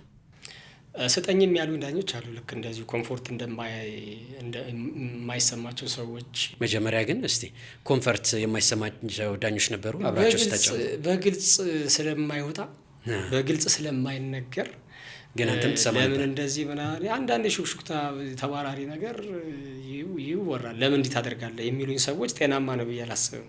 እንዳላደርግ ማለት ጸበል እንዳልቀባ እምነት እንዳልቀባ የሚጠይቁኝ ሰዎች ነበሩ። ለምን እንዲህ ታደርጋለህ ምናምን የሚሉ እና ያው የማደርገው ጥቅሙን ስለማውቅ ነው። ውጊያ ይኖራል። ያንን ውጊያ መከላከል የምችለው በእንደዚህ አይነት ነገር ነው። ፕላስ እንደገና ደግሞ በስነ ልቦና ሳይኮሎጂም ስናስተምር አንዳንድ ጊዜ ይጨፍራሉ አይደለ? ተነሳሽ ለመሆን ራሳቸውን አራውዝድ ለማድረግ ለማበረታት ሲሉ ይጨፍራሉ። ግማሹ ይጸልያል፣ ግማሹ ይዘምራል። የራሳቸው ሜካኒዝም ነው። እኔ ደግሞ ራሴን የማበረታበትና ራሴን ንቁ የማደርግበትና ብቁ የማደርግበት ወደ ጌም ከመግባቴ በፊት ጸበል ራሴን ስቀባ፣ እምነት ሰውነቴን ስቀባ፣ ጸሎት ሳደርግ ሙሉ አዲስ ሆናለሁ። የኔ ስነ ልቦና የሚታደሰው በዛ ነው እና መንገዱ የተለያየ ነው። ይህንን ነገር አስረዳቸዋለሁ ለሰዎች። እንዲህ ያሉ የዶክተር ኃይለ ኢየሱስ ባዘዘው ልምምዶች በአንድም በሌላም ያንተን ሀሳብ የማይደግፉ ሰዎች ሰላም ነስቷቸዋል፣ የሆነ ነገር አድርጓቸዋል ብለን መናገር እንችላለን? እንዲህ ያሉ ልምምዶች ጠላት አለ ብዬ አላምንም። ሱራ የሀሳብ አለመግባባቶች ይኖራሉ። ያው ሰው ስለሆን ቅድም እንዳልኩ አባት ከልጁ ጋር ሁሉ የሀሳብ ልዩነት እንደሚመጣ ሁሉ የሀሳብ አለመግባባቶች ሊኖሩ ይችላሉ። ምክንያቱ ደግሞ ይሄን የማደርገው ጸበል እምነት ምናምን ይሆናል ብዬ አላስብም። ምክንያቱም አብዛኞቹ ኦርቶዶክስ ናቸው፣ አብዛኞቹ ክርስቲያን ናቸው። ያም ሁሉ ቢሆን ኢትዮጵያ ውስጥ ያለ እምነት ያለው ነው። ሙስሊምም ብትል ክርስቲያንም ብትል ኦርቶዶክስም ብትል የሆነ ነገርም ብትል ኢትዮጵያ ውስጥ እምነት ያለው ሰው ነው። ሁሉም እምነት የሚያራምደውን ሁሉም ሃይማኖተኛ የሚያመልከውን እና የሚያመልከውን አምላክ በምን መልኩ መገናኘት እንዳለበት ተከባብሮ የሚኖር ስለሆነ የኔን ፍላጎትም አክብረው ይይዛሉ ብዬ ነው የማምነው። ምክንያቱም እኔ የማየው ንግግሬ ከፈጣሪ ነው። ንግግሬ ከእናቴ ከመብርሃን ጋር ነው። እሷን ጥላ ሳደርግ ምንም የማጣው ነገር እንደሌለኝ ስለማውቅ ሰው ምቾት ይነፍገዋል። ለምንስ ምቾት ይነፍገዋል? ፎርዛት ማተር ለምን ይነፍገዋል? ሌላ ችግር ከሌለ በስተቀር አሁን ኦርቶዶክሳዊ ሆኖ ጸበል ስጠጣ ቢያይ ለእኔም ስጠኝ ነው ማለት ያለበት። ጸበል ስቀባ ምናምን ካየ ኦርቶዶክሳዊ እግዚአብሔር ሆይ ጠብቀን እስኪ እኔንም ትንሽ አድርግልኝ ብሎ ሊቀባ የሚገባው። እኔ ኦርቶዶክሶኛ አንተም ኦርቶዶክስ ነህ። አንተ ጸበል ስትቀባ እያየሁ እንደዚህ እና እንዴ ሱራ ለምንድን ነው ጸበል የምትቀባው ምናምን ብዬ ሬዚስት የማደርግ ከሆነ እኔ there is something የፈለገው ሰው የፈለገው እንትን ሊል ይችላል። ይሄን ከተቃወሙኝ ችግር አለ ብዬ አስባለሁ። ኦፊሻሊም ተጠይቄ ያውቃለሁ። አሁን ራሱን መከላከል የማይችል ሰው ስለሆነ ማለት ያው ወደ እውነቱ ቦታ ስለሄደ በህይወት ስለሌለ በፊት የነበረ ኮሚቴ ፊትነስ ቴስት ስሮጥ ኦልዌይስ የአባቴ ከማለፉ በፊት ጸሎት የሚያደርግበት መቁጠሪያ አለ እና ያንን መቁጠሪያ አድርጌ ነው የምሮጠው። ያንን መቁጠሪያ ትቼ ሩጬ በታሪክ ሩጬ አላውቅም። ከዛ መቁጠሪያና አባቴ ጸሎት ሲያደርስበት ከነበረው መጽሐፍ ቅዱስ ውጭ እንቅስቃሴ አላደርግም። እሱን ይዤ በእሱ ታሽጬ በእሱ ተባርኬ ነው የምገባው እና ያ ነገር ድምፅ ስትሮጥ ሸዋሸዋ የሌለ እንትኑ ልክ ሀብል አድርጌ ብሮጥ ሰው ስሜት ላይ ሰጠው ይችላል። መቁጠሪያ አድርጌ ፊትነስ ቴስት ስለሮጥኩኝ ግን ምቾት የማይሰጠው ሰው አለ። ኦፊሻሊም ጠርቶ ለምን እንዴት ታደርጋለህ? አንተ የተማርክ አይደለህም ወይ? ኦልሬዲ አንተ ፒኤችዲ ያለህ ትልቅ ዳኛ ነህ፣ ግን እንዲወርደህ እንዴት ታደርጋለህ ምናምን ብሎ ኦፊሻሊ ጠየቀኛል። ፊትነስ ቴስት ላይ ሁል ጊዜ ያንን መቁጠሪያ ታደርግ ነበር? አድርጌ ያሮጥኩበት ጊዜ የለኝም። ገና ስትጀምር ጀምሮ አባቴ ካለፈ ጊዜ ጀምሮ እኔ ጋ ነው የእሱ የጸሎት መቁጠሪያ፣ ጸሎት ሲያደርስበት የነበረ መቁጠሪያ በሙሉ እኔ ጋ ነው። ስለዚህ ለፊትነስ ቴስት ሁል ጊዜ ታደርጋለህ? ለፊትነስ ቴስት ሁል ጊዜ ውድድር ሲሄድ ሜዳ ላይ ማድረገው ትገባለህ? ሜዳ ላይ አድርጌው አልገባም። ሜዳ ላይ መስቀልን አውልቄ ማለቁ ዳኛ እኔ ነኝ። ትክክል ካልሆንኩኝ እታረማለሁ። ለሌሎች ዳኞችን መጥፎ አርአያ መሆን አልፈልግም። ትክክል ካልሆንኩ መስቀልን አውልቄ አላውቅም። ማተቤንና መስቀሌን አውልቄ አላውቅም። አንድ ጊዜ እንዲሁም በአንተ ፖድካስት ላይ መጥቶ ነበረ ፍጹም ገብረ ማርያም ፍተሻ ላይ ያስታውስ አላውቅም። እኔ ግን ተጫዋቾችን ሬዚስት አደርግ ነበር። መስቀል እሱም ሃይማኖተኛ እንደሆነ አውቃለሁ፣ ሃይማኖቱ ላይ ስትሮንግ እንደሆነ አውቃለሁ እና መስቀል አድርጎ መስቀል ሊያወልቅ ኮሪደር ቸክ ስናደርግ አያወልቀውም እኮ ግን መስቀሉን እንዲህ ይላል። አረ ፍፄ እባክህ እኔም ቂጤን የመታው ድሩዬ ነኝ። መስቀሉን ካወለቅ እንትን እልሃለሁ። ይሄ ክርስትናን የምትገልጽበት ነው። መስቀል ጆሎሪ አይደለም እና መስቀልን ለምን ታወልቃለህ? ረዥም አድርገው፣ አጭር ከሆነ እዚህ ጋር ኳስ ኮንትሮል ስታደርግ ሰምቲንግ ጉዳት እንዳይመጣ እሱን ብቻ ተከላከልልኝ እንጂ መስቀልን አረ ኃይልዬ አውልቁ ስለሚል ማለት ነው። እኔ ሳጫውት እንግዲህ ፎርማሊ ኢንተርናሽናል ውድድሮች ላይም ታደርጋለህ? እኔ መስቀል አውልቄ አላውቅም። 25 ዓመት ዳኝነት ላይ ቆይቻለሁ። 25ቱንም ዓመት የአንገት ማተቤን አውልቄ አላውቅም። መቁጠሪያው ግን ወላጅ አባቴ ካለፈ በኋላ ቴስት አባቴ ካለፈ በኋላ መቁጠሪያ የጸሎት መቁጠሪያውን ፊትነስ ቴስት ሳደርግ ሁልጊዜ እሱን ሳላደርግ ሩጬ አላውቅም። ምክንያቱም መከላከያ በቃ የሆነ ነገር ካለ ሊከላከልልኝ እንደሚችል አስባለሁ። ምቾት የማይሰጣቸው ሰዎች አሉ። ለምንድን ነው የምታደርገው? ያው እሳቤው የተለያየ ሊሆን ይችላል። እንዳልኩ አሁን እኮ አንዳንድ ጊዜ አንድ ዘፈን አለ አይደል? ጎጃሜ ቡዳ ነው ምናምን የሚል ዘፈን። የሰሜን ሰው ስለሆንክ ጎጃሜ ስለሆንክ ሊጠረጥሩ የሚችሉ ሰዎች አሉ። እኔ አላቅም ግን ዘፈን አለ አይደል? ጎጃሜ ቡዳ ነው መባሉን ሰምቼ ምናምን። ስለዚህ ቡዳ የሚባል የሆነ መንፈስ አለ ማለት ነው አይደል? የሚባል በሰው ዘንድ የሚባል። ስለዚህ ልክ እንደዛ ያ በዘፈን ደረጃ ሁሉ ጎጃሜ ቡዳ ነው ሰውን በልቶት ምናምን አያውቅም እንደሚባለው ሁሉ መንፈስ ስላለ ማለት ነው። ስለዚህ በዘፈን ሲባል ቀላል። ግን በዚህ ጉዳይ የሚጠረጥሩኝ ሰዎች አሉ ብለህ ታምናለህ? ወይም ደግሞ ቀደም ሲል ካልከኝ ታፔል ላይ የመለጠፉ ነገር ዶክተር ኃይለ ኢየሱስ ባዘዘው በዚህ የምትሰማው ሩመሮች ነበሩ? በዳኝነት ዘመነ ይጠራጠራል ብለው እንደሚያስቡ ገምታለሁ። ያው መቁጠሪያ ማደርገው ስሮጥ ጸበል እምነት የምቀባው መቼም ለሎሽን አይደለም። የሆነ ነገር ተጫዋችም እኮ ብሎኝ ያውቃል። እምነት ሰውነቴ ምናምን ቀብቼ ስገባ ኧረ ኃይልዬ አመዱና ላይተዋል እንዴ ምናምን ይለኛል። አላወቅም አንተ ይሄ አመድ አይደለም ይሄ አመድ የሚያደርግ ነገር ነው ብዬ አልፋለሁ። ተጫዋቹ ጋር ተፎጋግሬ አልፋለሁ። ይሄን ሳትቀባ ትገባለህ እንዴ አንተ ብትሰበር ብዬ ተጫዋቹን ፎግሬ አልፋለሁ። እምነት ነው እባክህ ተቀባ እንትን ስላለሁ። በሌላው ሰው ምልከታው ምንድን ነው እኔ አላውቅም። እኔ ግን አደርጋለሁ። ለግብዝነት አይደለም። ይሄን ነገር የሚከታተሉ የብዙ እምነት ተከታዮች እንዳሉም አውቃለሁ። ስለዚህ ሁሉም የእምነት ተከታዮች ፕሮቴስታንቱም ጸሎት አድርጎ እንደሚገባው፣ ሙስሊሙም ሰግዶ ዱዓ አድርጎ እንደሚገባው ሁሉ ኦርቶዶክሳውያንም እንደዛ እናደርጋለን። እኔም አንድ ኦርቶዶክሳዊ ስለሆንኩኝ ክፉ መናፍስት ሊመጡ ይችላሉ፣ ስራዬን ሊያበላሹ ይችላሉ ብዬ ባሰብኩበት ቦታ ሁሉ ጸሎት አደርጋለሁ። ያንን ክፉ መንፈስ ሪዚስት ሊያደርጉልኝ ይችላሉ ብዬ የማስባቸውን ነገሮች በሙሉ አደርጋለሁ። ፎርዛት ማተር ዳኝነት እኮ የእግዚአብሔር ስራ ነው አይደለ? ዳኝነት ዳኛ ሁኜ ሜዳ ውስጥ ስገባ ክፉ ነገር እንዳይመጣ ወደ እኔ ሊከላከልልኝ የሚችል አንዱ ነገር ይሄ ነው።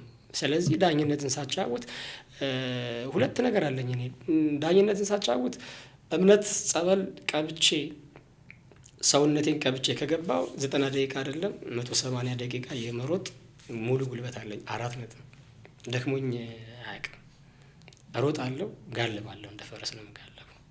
ብዙ ተጫዋቾች አሰልጣኞች ምናምንም ብለውኝ ያውቃሉ። ኃይለ ኢየሱስ ኳስ እዚህ ካለ ኃይለ ኢየሱስ አለ አይደክምም እንዴ ይላል እና በልቤ ስቃለሁ። መቼ ከኔ ይሆናል አሉ በልቤ። ይሄ ከኔ አይደለም፣ ያው የማምላክ ጥላ ስለሆነ እኔ አካሌን ይዤ የምገባው እግዚአብሔር ደግሞ ስራውን ይሰራል፣ በጉልበቴ ላይ እሱ ይሰራል። ስለዚህ እምነት ጸበል ሰውነቴን ቀባ የነበረው ኦፊሻሊ ሁሉም ዳኞች ስለሚያውቁት ነው ይሄን የምናገረው። ሁሉም ዳኛ የሆነ ኃይለ ኢየሱስ የሚቀባው ነገር አለ፣ ኃይለ ኢየሱስ የሚያደርገው ነገር አለ። ኢትስ ዶፒንግ ባለው በዘመኑ እንትን ጸበል እምነት ለእኔ ዶፒንግ ነው። በጣም የሚያበረታታኝ ነገር ነው። ይሄ ደግሞ ምቾት የማይሰጣቸው ካሉ እግዚአብሔር አምላክ ልብ ይስጣቸው ብቻ ነው። አሜን አሜን። ዶክተር ኃይለ ኢየሱስ ባዘዘው ላለፉት 25 ዓመታት በኢትዮጵያ እግር ኳስ በዋና ዳኝነት በኢንተርናሽናል ደረጃ ሀገርን ያስጠራ ምስጉን ከሚባሉ ዳኞች መካከል አንዱ አንተ ነህ።